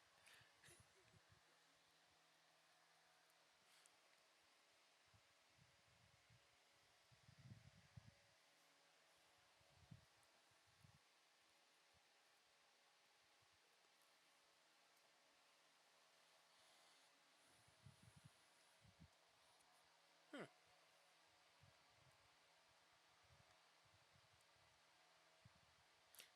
Weird. Dusk of Ulasil. Interesting to note that she is aware of her displacement in time, apparently. And she's from a place where, even in her own time, is home to ancient sorceries. Which is interesting to say at the least. But we also need to have a conversation. Oh, right over there. As we are aware, summon signs allow undead to traverse the complicated knot that is the timeline of events, with ancient heroes passing by like it's no big deal. Same could be said, apparently, for Dusk.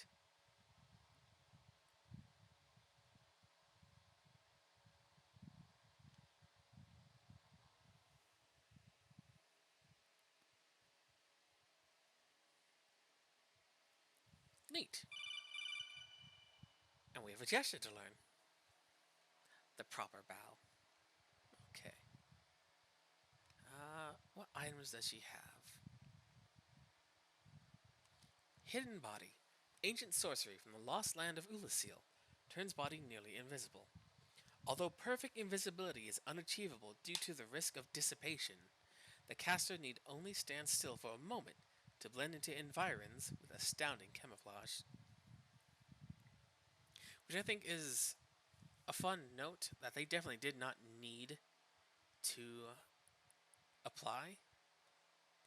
But the reason you can't be invisible in this world is that if you're completely invisible, you dissolve, essentially. Which is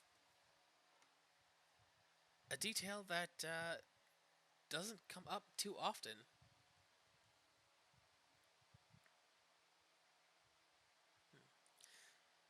perfect invisibility is unachievable due to risk of dissipation.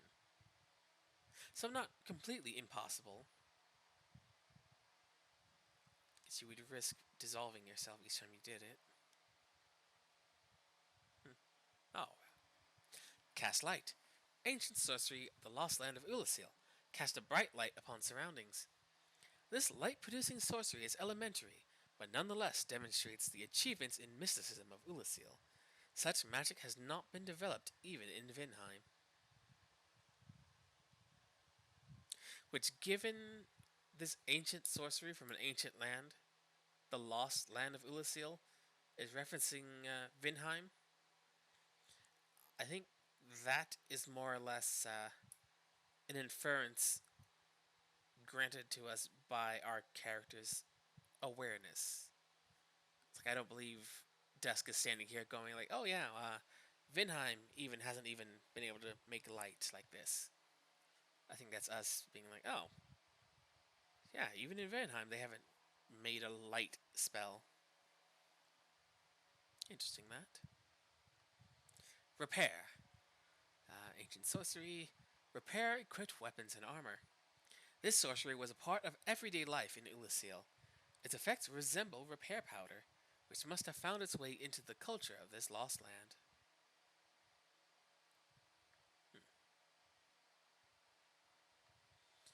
Chameleon. Transform into something inconspicuous. A separate stealth spell from Hidden Body. A skilled stealth sorcerer must be aware of his or her surroundings and of which objects are prime candidates for imitation. Finally, Hidden Weapon. Turns a right weapon invisible.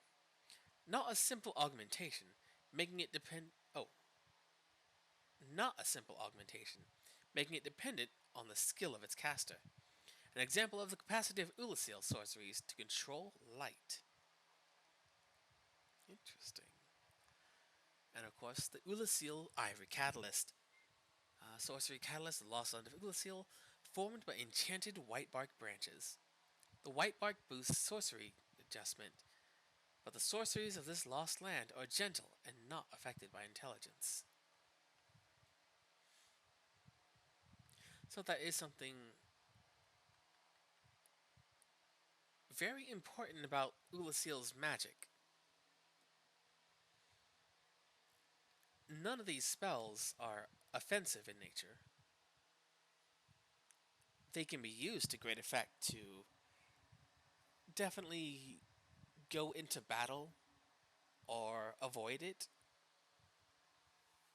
but none of these are offensive directly.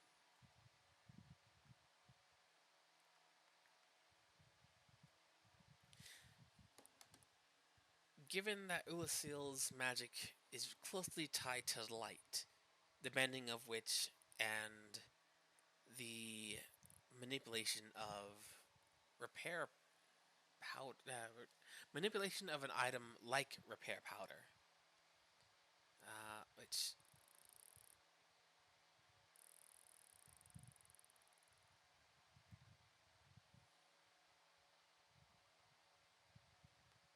okay, she doesn't disappear. Good. I think we have some repair powder on us. No? Oh, great.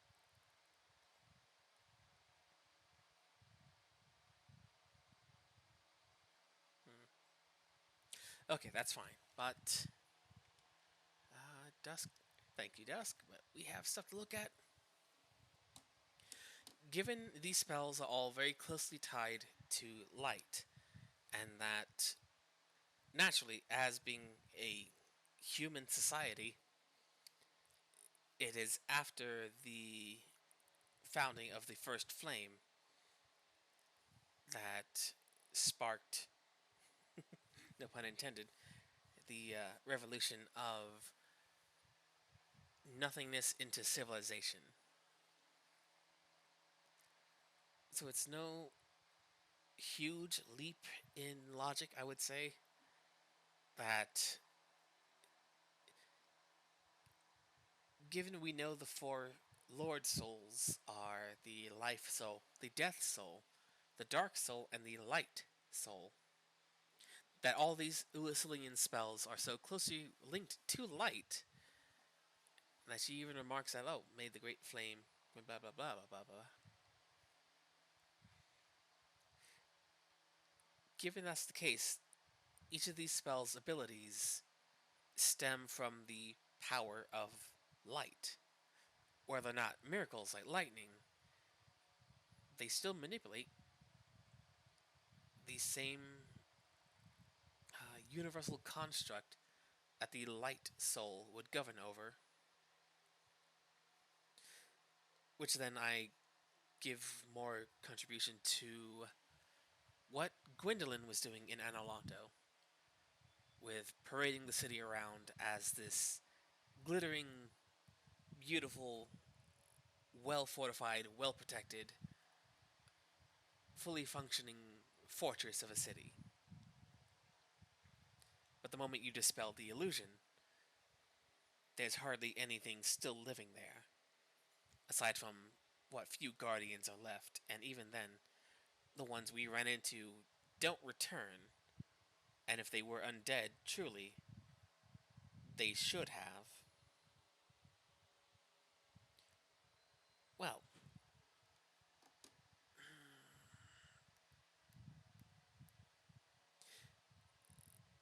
it's kind of a distinction of enemy types in this game, in this world.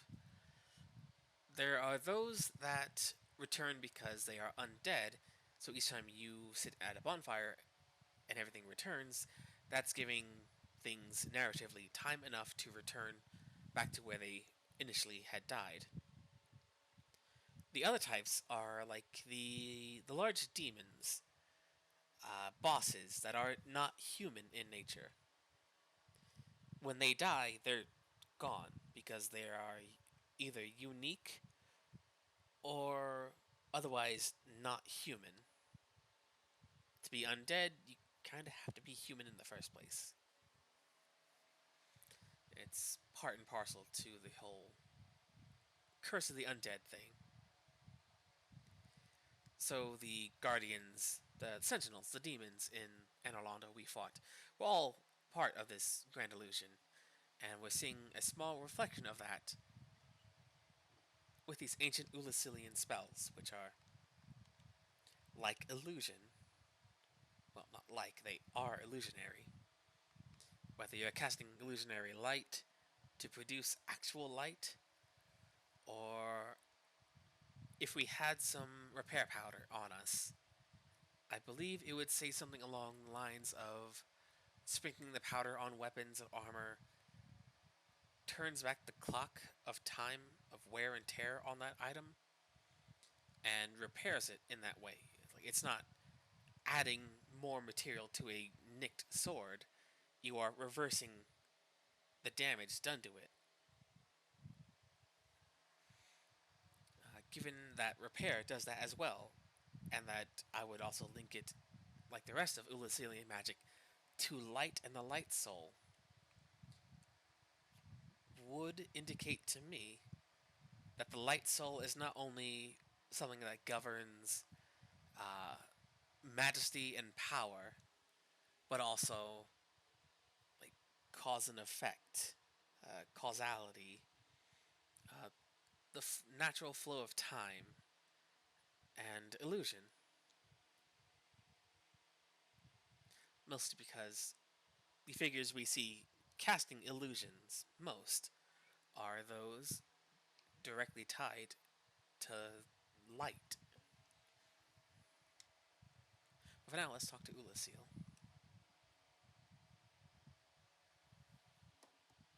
Talk to Dusk, rather.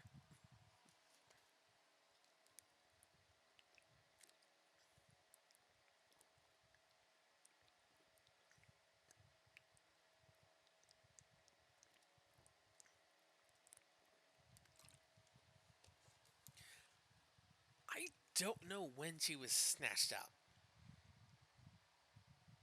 Seeing as she's able to return to her home timeline,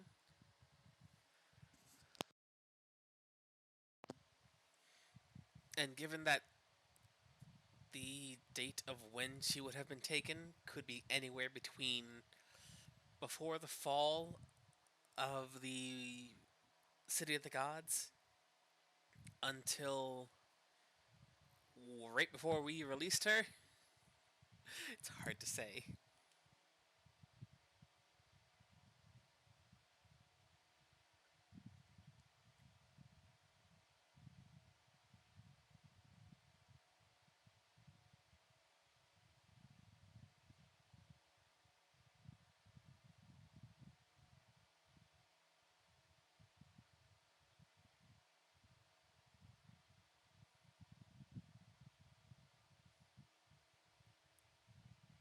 Lucilian magics are an approximation of something else.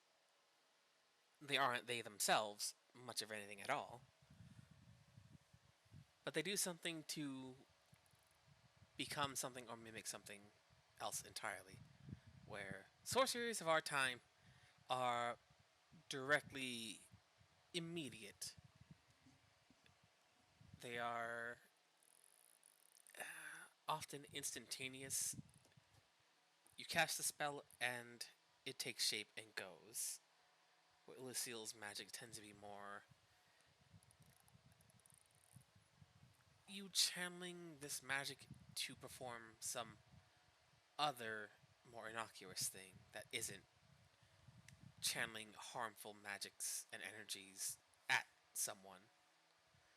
It's uh, confusing, but I mean, it explains itself just looking at the difference between what these spells do compared to what we know.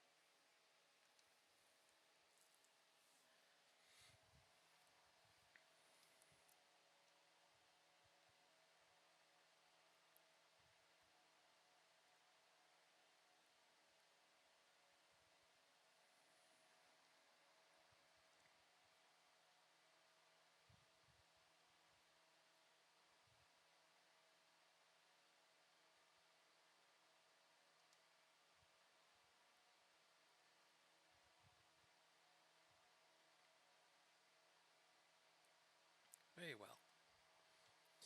Uh, with Dusk discovered, spoken with, and freed from her distortion plane within the golem, which apparently, according to Siglin, is not unpleasant, just strange.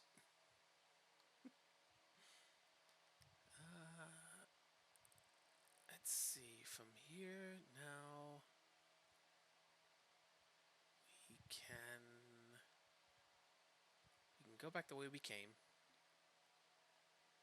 set a bonfire, and head back to the Duke's archives. Hmm.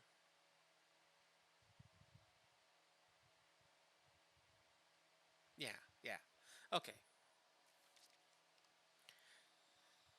I'm also likewise going to try my best to accomplish a very tricky maneuver in the upcoming scuffle, we'll call it.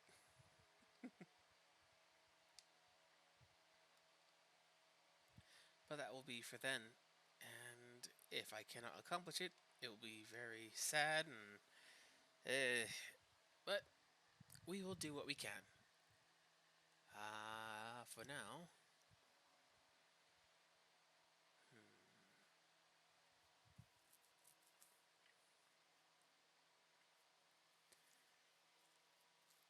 Sunlight Altar. We swung by there. Solaire has moved on. And Orlando, there's no one else we really need to address.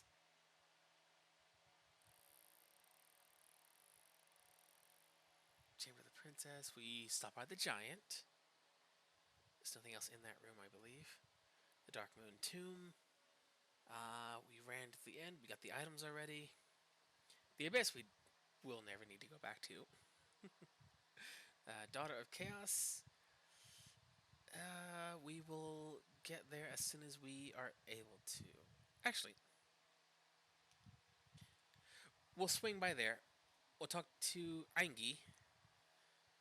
We'll see about upgrading our flame a little bit further, as I would really rather not carry these souls around with me. and I can't level up off this, so piece by piece.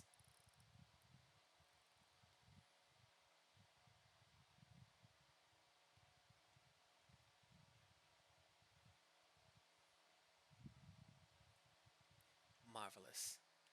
Modify. Ooh. Okay, good.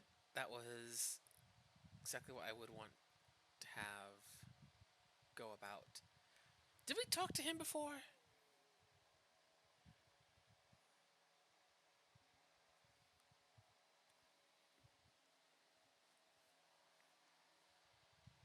Okay. Let's see, let's see. Just to double check on what we have on hand. Oh, we have enough!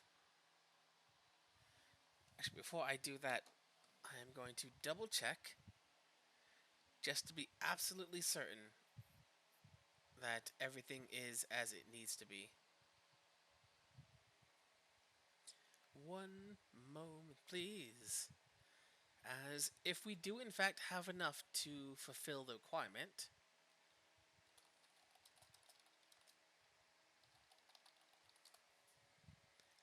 let's see.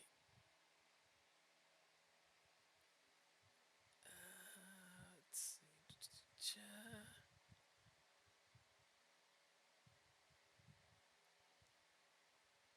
30 is the magic number. That'll get us to rank 2.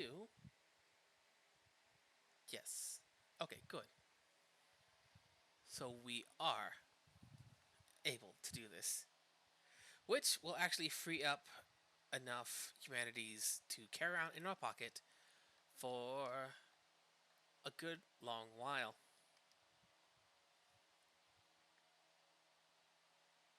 30 humanities. Oh, wait.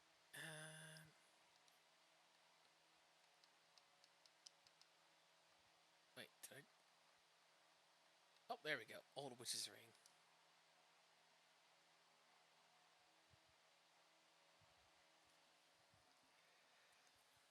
Uh, wait, am I not?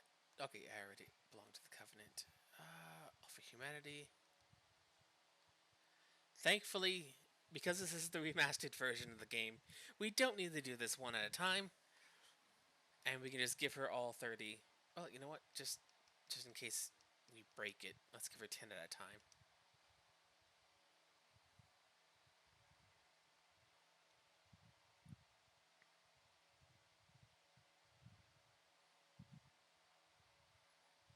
Rank gained. Good. We are now at rank 1.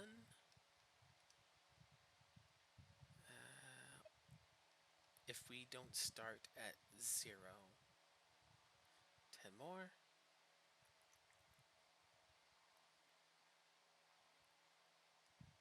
Deepened. Okay, we are now at rank 2.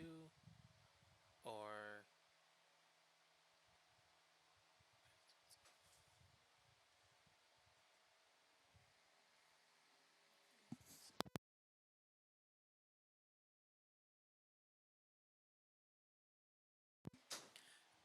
Okay, I'm starting to question myself. We gave her 20 so far. We might have started at rank 0, which the first 10 was to get to rank 1. The second was to get to rank 2. This is to get to rank 3. I don't recall if we gave her any humanity before now.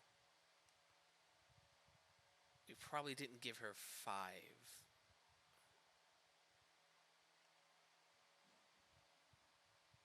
Did...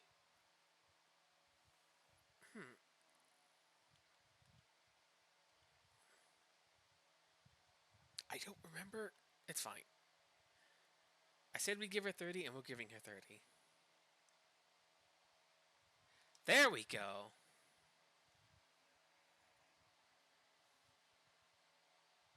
Rank gained. We are now at rank...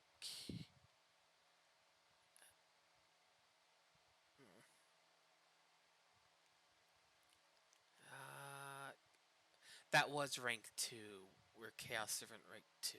Okay. I see. Anything more from you, Angie? Damn right.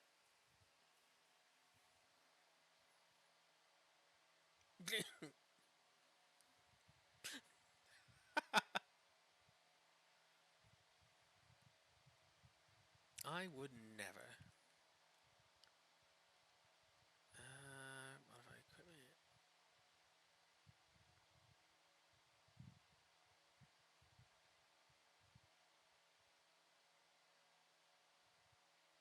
That's fair enough, Angie. You're doing a marvelous job here. Okay, so now that those humanities have been spent,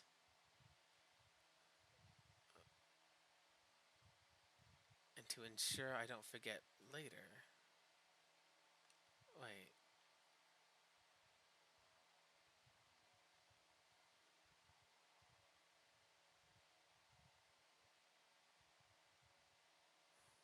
Wait a second. Isn't this supposed to open up? Ah, jeez. The course of events are wibbly wobbly in my mind. Okay. We gave him. No, we didn't give Angie anything.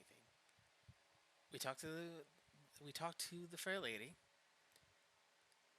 We gave her the 30 humanities. Let's see, let's see, let's see.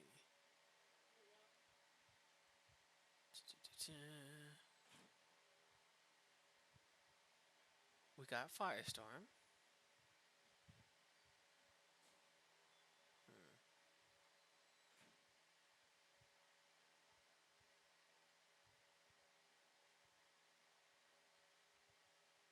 Hmm.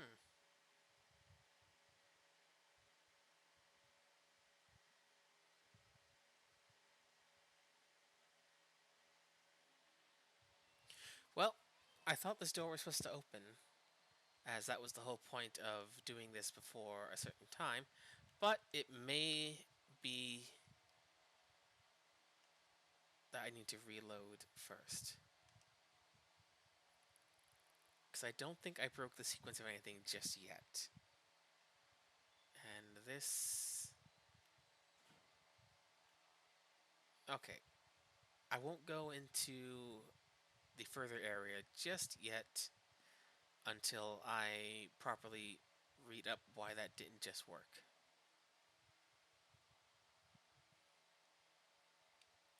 We're attempting to, due, due to the votes on the poll that I had at this point quite some time ago, I want to get into that back room so that we can do a certain bit of shuffling. But that's fine. The important part is that we gave the fair lady 30 humanities. Oh, which also gave us Firestorm. Chaos Storm, rather. Art of the Chaos of Art of the Flame of Chaos, which engulfed the Witch of Izalith and her daughters.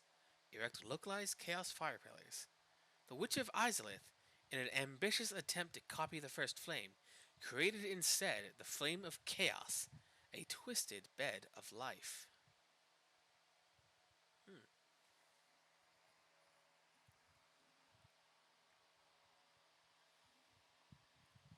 I think we'll get more information once we further upgrade our Pyromancy Flame. And we talk to Quayla, or Kelana, further. Or it might be we have to get further down into it.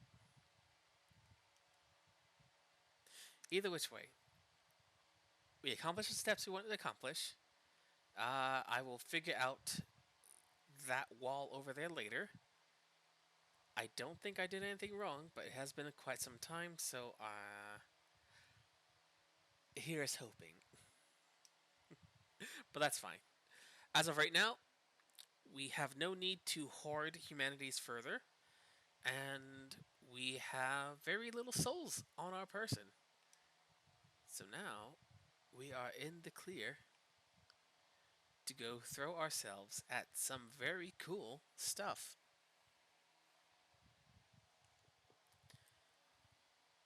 Which is good, as we are once again making marvelous progress.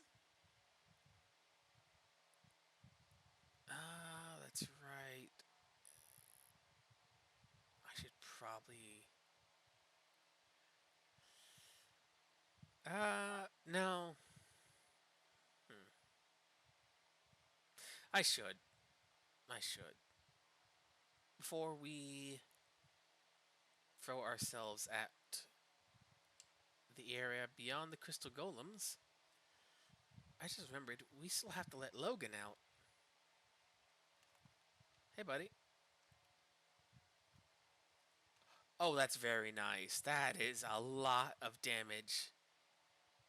And the armor. Ah, yes. We are not taking nearly as much stupid, silly amounts of damage. And we are dealing a whole lot more.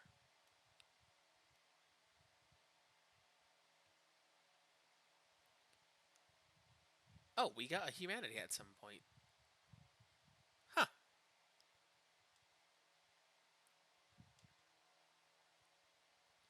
Let's see.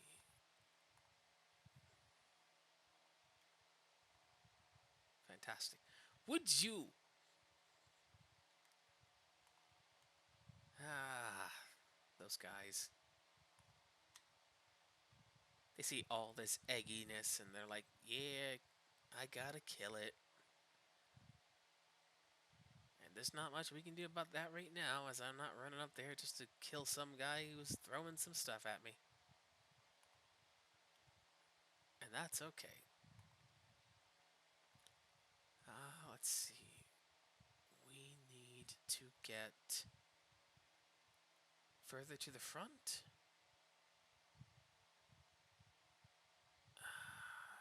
No. No, we need to head up. We need to go further up.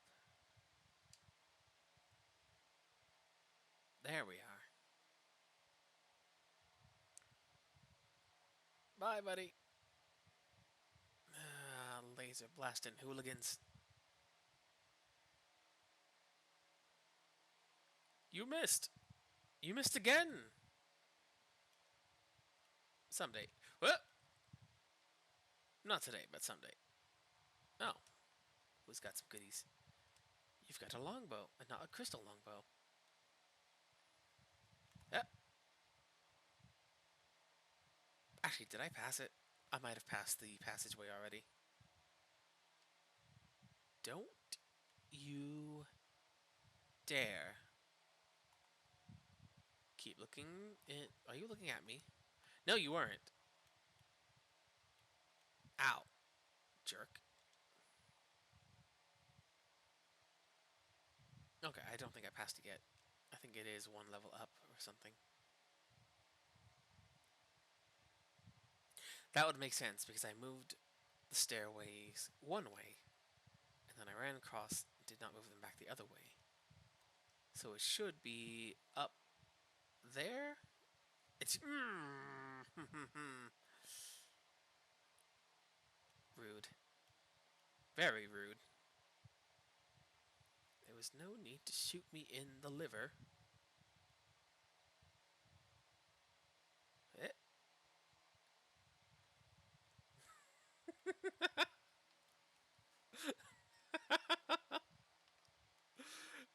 The, just looking at the arrows zip by so lazy, like, no. It's just, oh, it's so much fun. Where on, did I, is it over here? It's over there. No, it was right there. Run, no. Ah, heck. It's on the other side. Or was it that one? Oh, jeez. Oh, jeez, which one was it? Is it here? No, that's not the one. It is over there. There we go. Sir, if you shoot at me. Mm-hmm.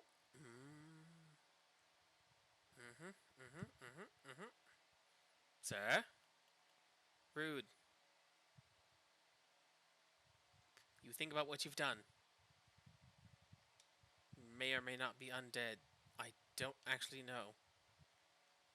It says that six eyes compensate for Seat's lack of vision, but do the eyes themselves see?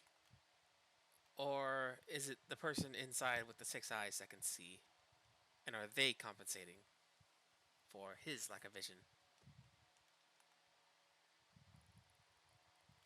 I don't actually know. And that's probably a longbow, but it might be something neat. So, it's a longbow. I mean, if I wanted to dual wield longbows. There it is!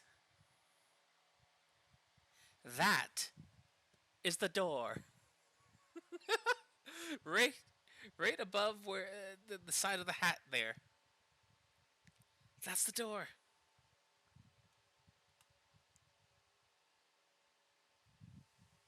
That is either no, because this is the remastered version. So if it was just something misaligned, they would have done something about it. They would have to align that door as well. Graphologically, uh, oh yeah, graphologically speaking, that's not some invisible, like otherwise invisible structure. That is just a door up there, up in the sky. That may or may not be a linchpin to maintaining the game's integrity. That for some reason, due to spaghetti code, is kind of codified into it being there, and if they move it, everything breaks. If in fact that is what it is, I may also be thinking of that rock in World of Warcraft. That somewhere in the Barrens is this rock that if they move the rock, it crashes the game. But there's the door. Ah, I thought it was at the other side. But that's fine. And now back to Logain. Wait, Logain? Who is Logain? Sir Logain. Who is that? Is that an Arthurian knight? It might be an Arthurian knight.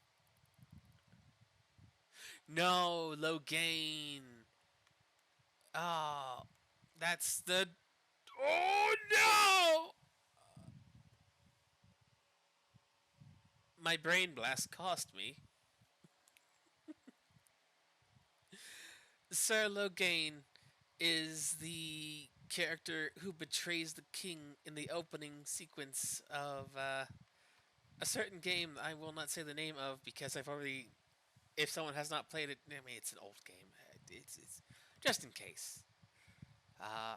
And in case you want to find out what game that is, good friend of mine, one Malfaka, at Malfaka on Twitch and Twitter, was playing a certain origination of the scaly winged fire breathing variety. And that's where the name Sir Logain comes from. That was stuck in my head and why I keep trying to call Big Hat Logan Logain. Oh, what was I even doing? Where was I? What day is this? Oh, it's fine.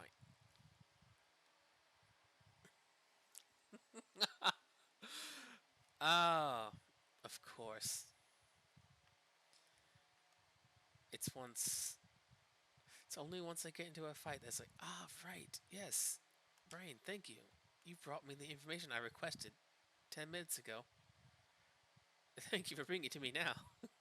Brain, what are you doing? You're getting in the way. I can't see. Dead. You know what? Fair play. No, that's not fair play. That was a bum ruling, Brain. You shouldn't have done that. I'm just an egg. I'm just an egg. Oh my goodness. You are not killing me twice, random henchman. Okay. So to go where we just were. Is this? No, this is not it. We have to go higher. Right. Higher and higher.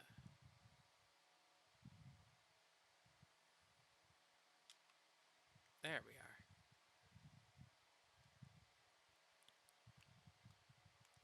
But that's why Sir Logain was in my head. Even now, he betrays me. Even now. You with your dances. Oh, no.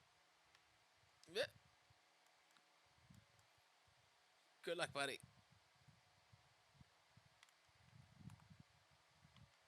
If only you were running at me. Ah, dang it. Okay.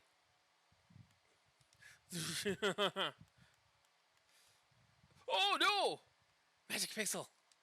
Ah. Okay. Good. Good. That worked out well. Haha. I didn't die. I used only a minor amount of my healing. Okay, you. These guys are the worst. They are the worst. No! There we go. Ha. But we are going to find Big Hat Logan. We're going to ignore that this thing popped into existence a second ago. And we're going to ignore how it has no shadow. Because the sheer implications would be staggering. And just in case. Not that I'm afraid I'm going to get myself squished. But you know what also would have been great would be if I was wearing my ring that makes it so that I take less damage from my physical damage. That probably would have been... oh well. We can't change the past, we can only prepare for the future. And if we fail to prepare, we may as well prepare to fail. I heard that line from a chipmunk once.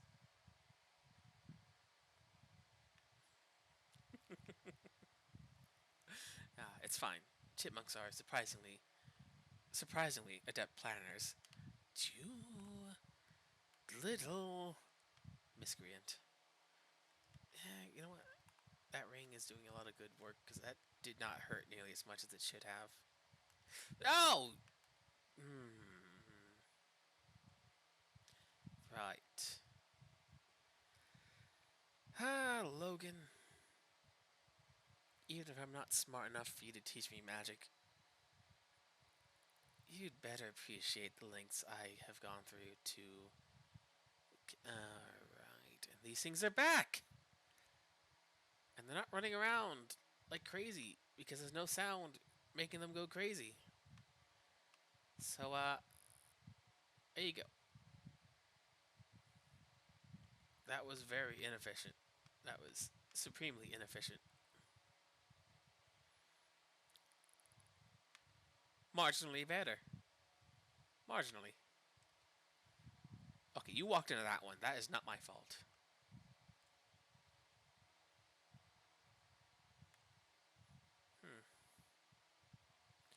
I mean, it's powerful.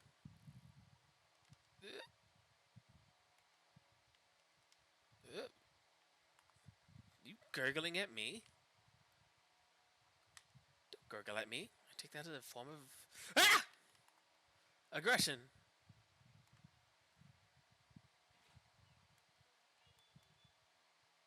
Look, just don't gurgle at me menacingly with a head full of tentacles, and we won't have any problems. But if you do gurgle, and you do have a head full of tentacles, we're gonna have problems. Especially if I would consider your posture threatening. like that, gurgling. Important to note, though, the two, the two, what do you even call these mistakes? That seems harsh. It's not their fault. The two, I mean, they're close to Gorgons. I may as well call them Gorgons. I mean, they don't stone or petrify. And they are very snake-like.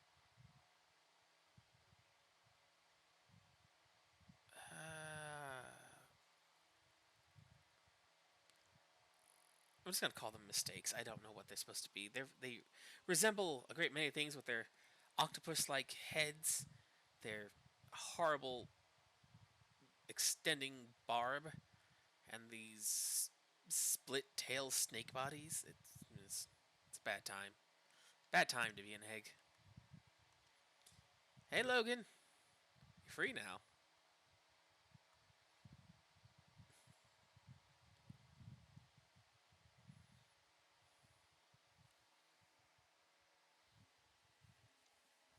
Will you?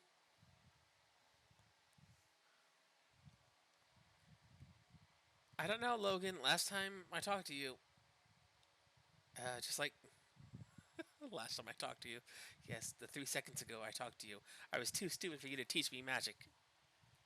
Another Firekeeper soul. What is this one? Soul of a long lost Firekeeper. Each Firekeeper is a corporeal manifestation of her bonfire and a draw for the humanity which is offered to her.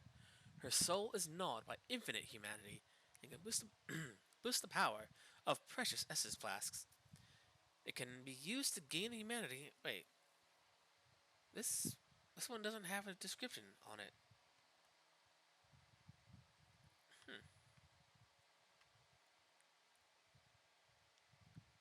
Each of them are supposed to have unique descriptors, but that one was a very generic one.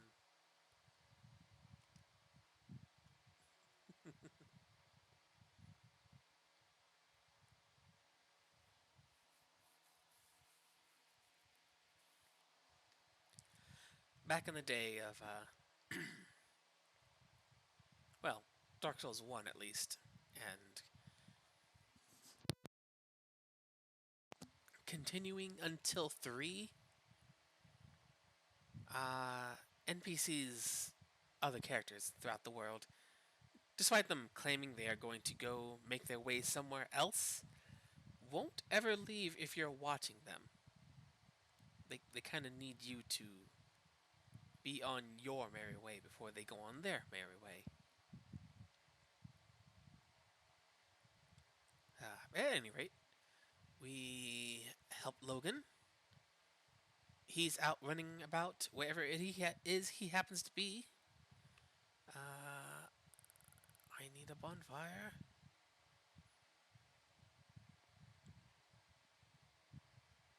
Which is something I still find myself doing in Elden Ring. Because it's the first game you can just open up a map and go somewhere. It's also the first game with just an open map that you can look at. Though I can't speak for Sekiro because I don't know how that game plays. I have yet to play it as Bloodborne as well. Oh, cannot warp from this one. Oh, well, that's just fantastic.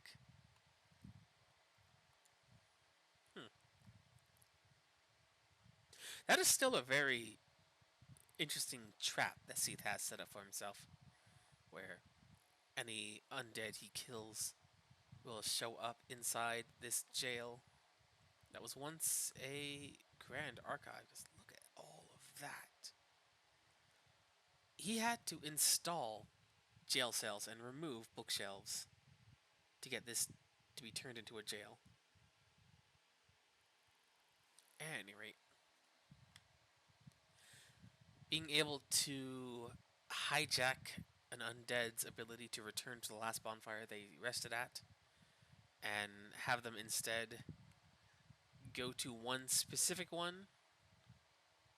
It's a very concerning bit of sorcery he's pulled off.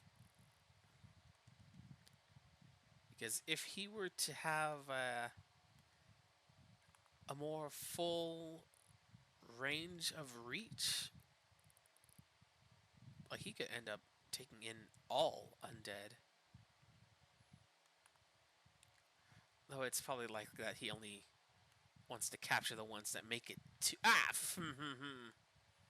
he only wants to capture the ones that make it to him at least.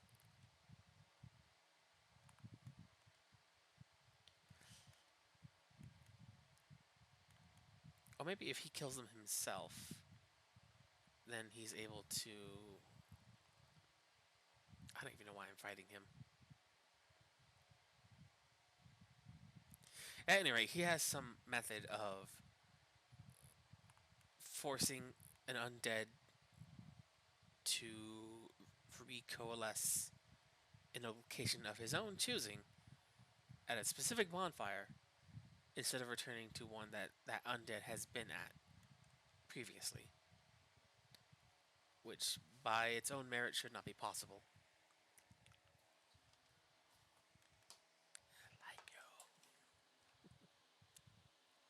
So not too sure what to make of that. And that's fine.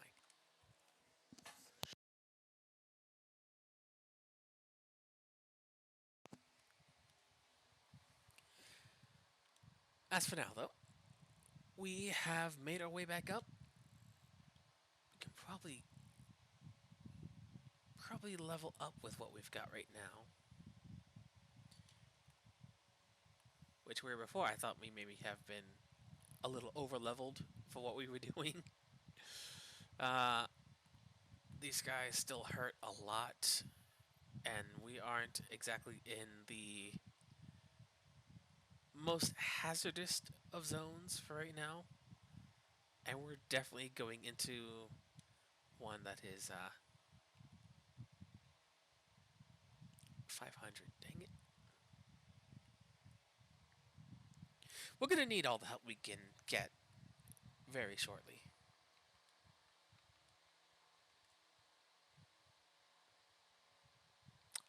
A little overkill, but that's fine.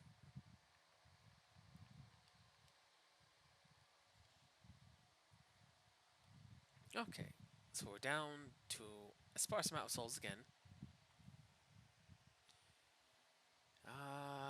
We have taken care of this area here. If we come around here...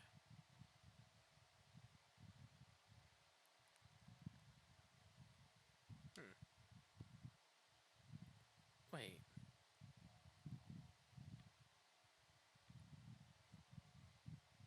Was there not a, Oh, there we go. Oh.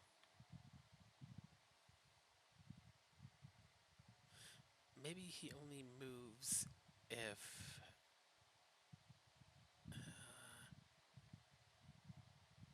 Oh well.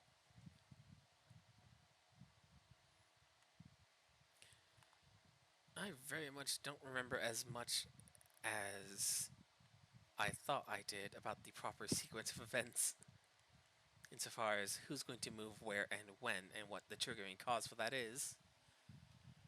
But that's fine. It is always nice to have a refresher, and... Yep. A test to see? Oh yes, much better.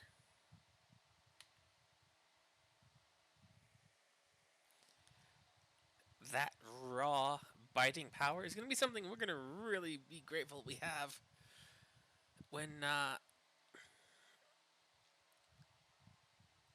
well, to attempt something exceedingly silly and honestly quite annoying to try and accomplish.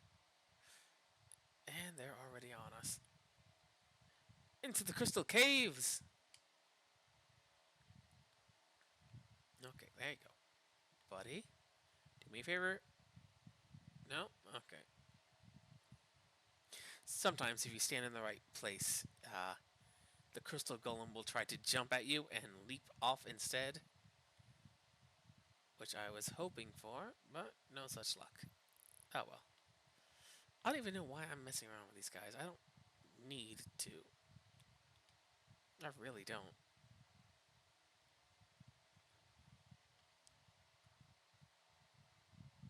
Or at least this one. I might want to.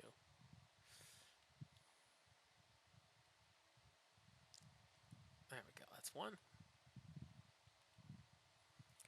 Sir, I would greatly appreciate if you mind your own business. There we go. Blue Titanite chunk.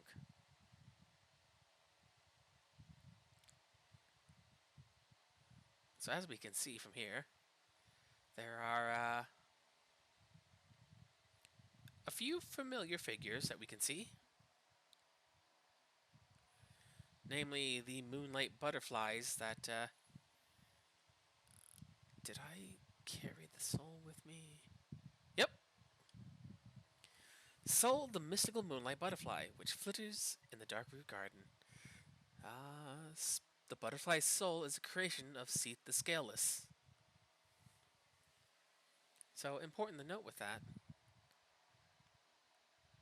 not only that a soul can be manufactured, which we've seen already with not only the moonlight butterfly, but with the soul of the iron golem, which was made from a bone of a stone dragon and was turned into a soul, which is a thing that can happen apparently.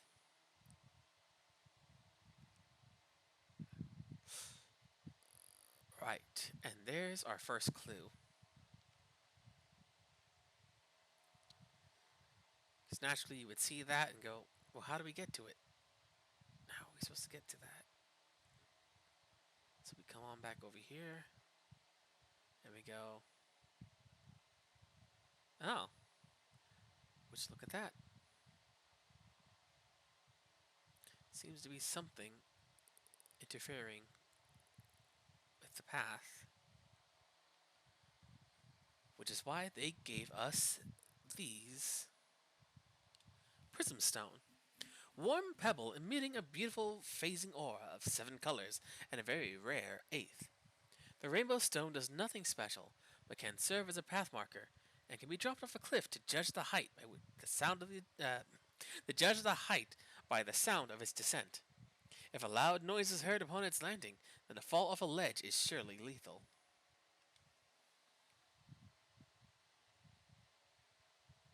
So clearly, the falling snow, crystal snow, is indicating, while we cannot see it, it is very much present.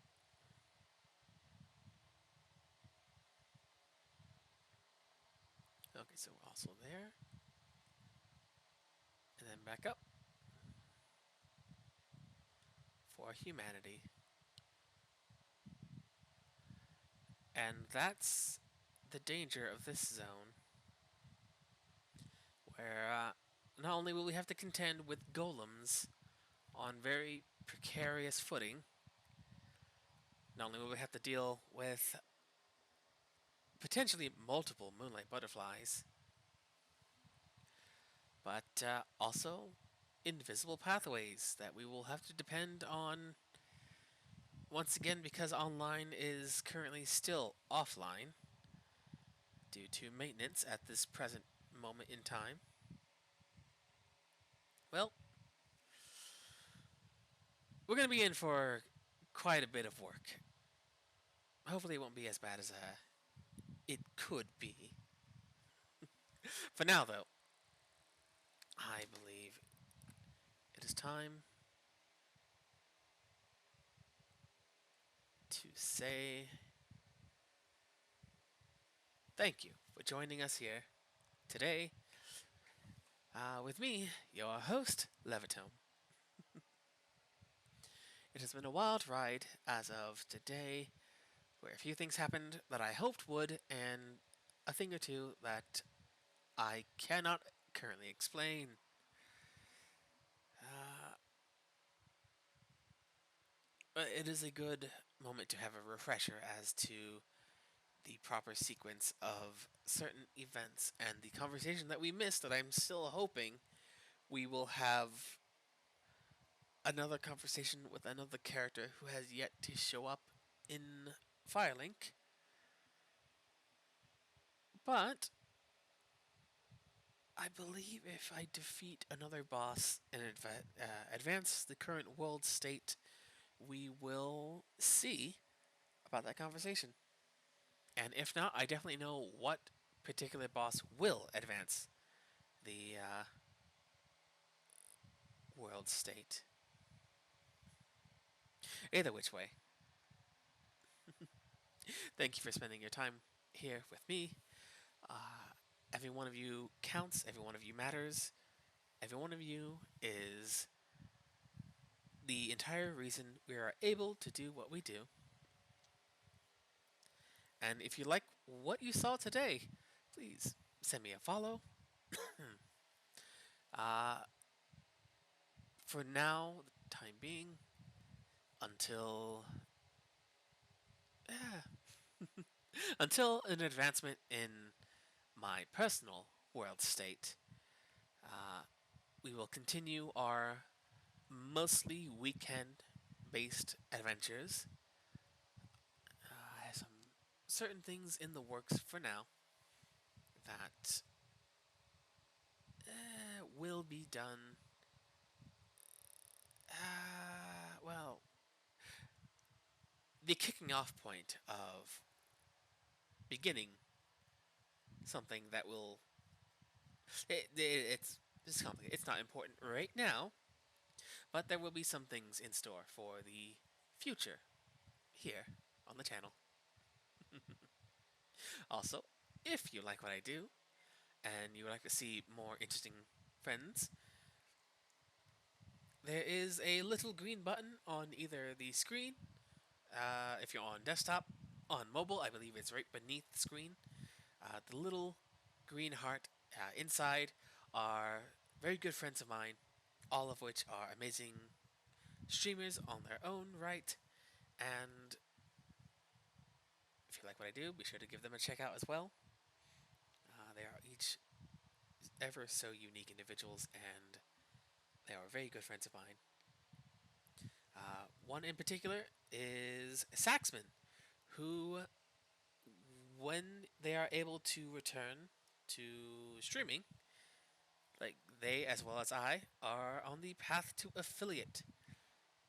So even more than you already do, especially matter, we are trying to garner as many follows as possible to reach that magic number and become affiliate so we can do even more and bring even more to each stream that we do. And ideally, that would be adding more fun things where we're able to. Well, it's not direly important right now, but we'll be able to do more fun things, have more options for this and that. For now, though, as I will, as proven before, I will lose myself on a tangent. For now, thank you again for spending your time here with me and the rest of our ever-growing moonlit circle. Until next time, be kind to yourselves and others, have patience, grow ever upwards, and until next time, I hope all is well. Take care, and don't you dare go hollow. Farewell, all.